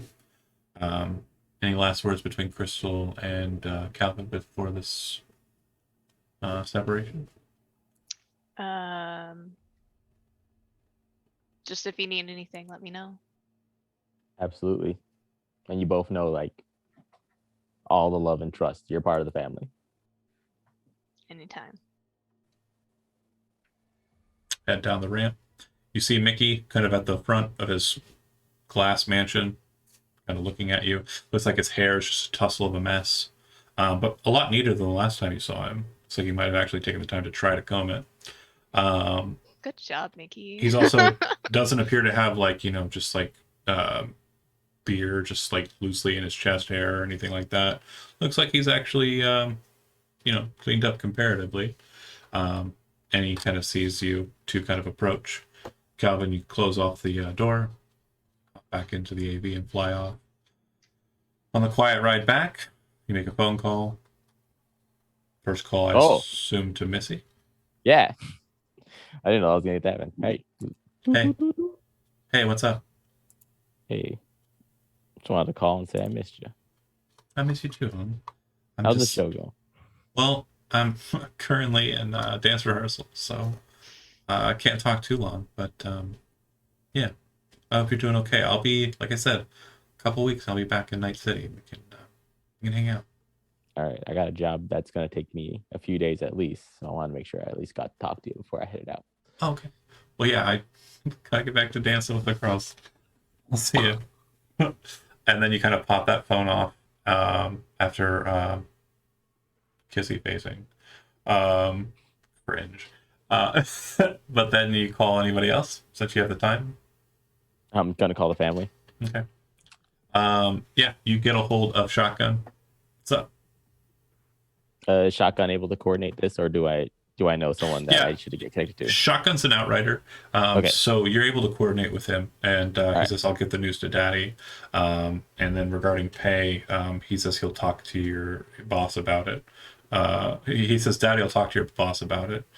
Like, he knows that we're just... He knows the bit! He knows we're grunts in this situation, and we'll let the adults talk. It's fine. Perfectly fine. Shotgun. I hope you get the job. And yeah, the AV flies back down, landing on the office building. And Stryker sits there in the morning, staring over at his niece, cup of coffee in hand. He's kind of going over, the details, matters regarding the defense units in the apartment, thinking about how limited they are compared to Militech operatives and their capabilities. She looks like she's completely oblivious to every single harm that could befall her. It would be good to get out of the city. But at the same time, to what end? Militech's all around the nation. Calvin sits there in the AV a couple of seconds, thinking about the idea of getting back out on the open road. It's interesting. It's really interesting. And with the family, no less. It's been a while since you've done a solid. Calvin's been doing city life for a bit. Icarus, you sit inside of Anika's office. Stains of her tears still sitting on the couch, and stains of her vomit still on the carpet. It smells like her. Just nostalgically kind of smells like her. But she's in good hands. Crystal's probably one of the best damn solos you've ever seen. And she seems like a really good friend to Anika. You don't know who the fuck Mickey is, but he lives in Westbrook, so he's got to be loaded. I mean, The only way you can live up there is half cash. Sugar, you check out your information, your morning information. Everything's kind of going on around you. You see Calvin talking to Zigzag, everybody talking to everybody.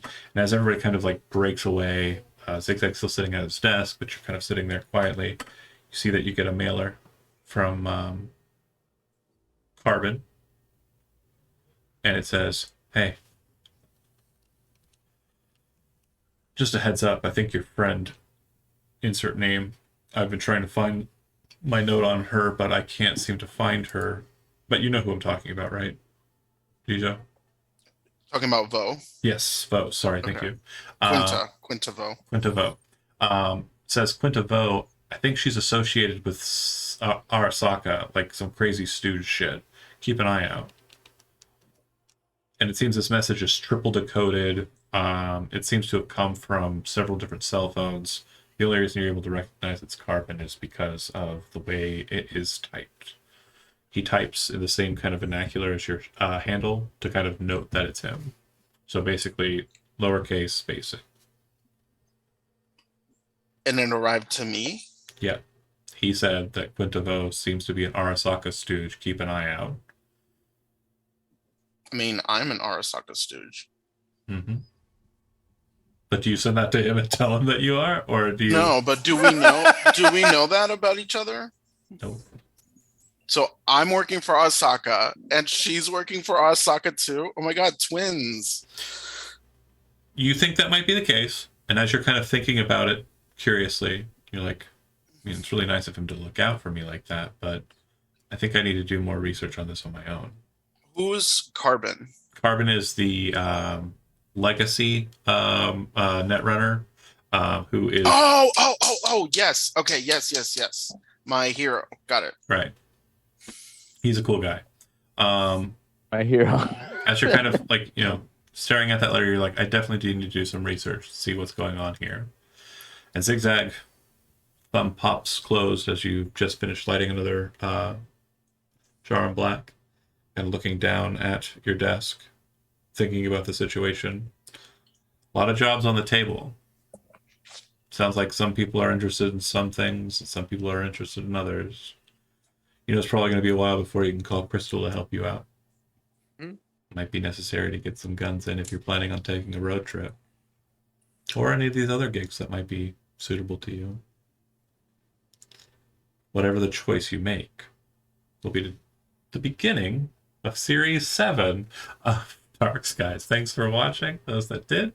And we'll pick up next session with Series 7.0, which will be the prologue for the 7th series of Dark Skies. Thanks for watching, and we'll see you next week. And also, bye to Elizabeth, who will be leaving us.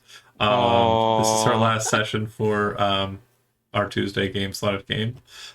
She will be gone for the summer, but she may make dispersed appearances, dropping back in to help out with whatever problems are plaguing the group as a whole.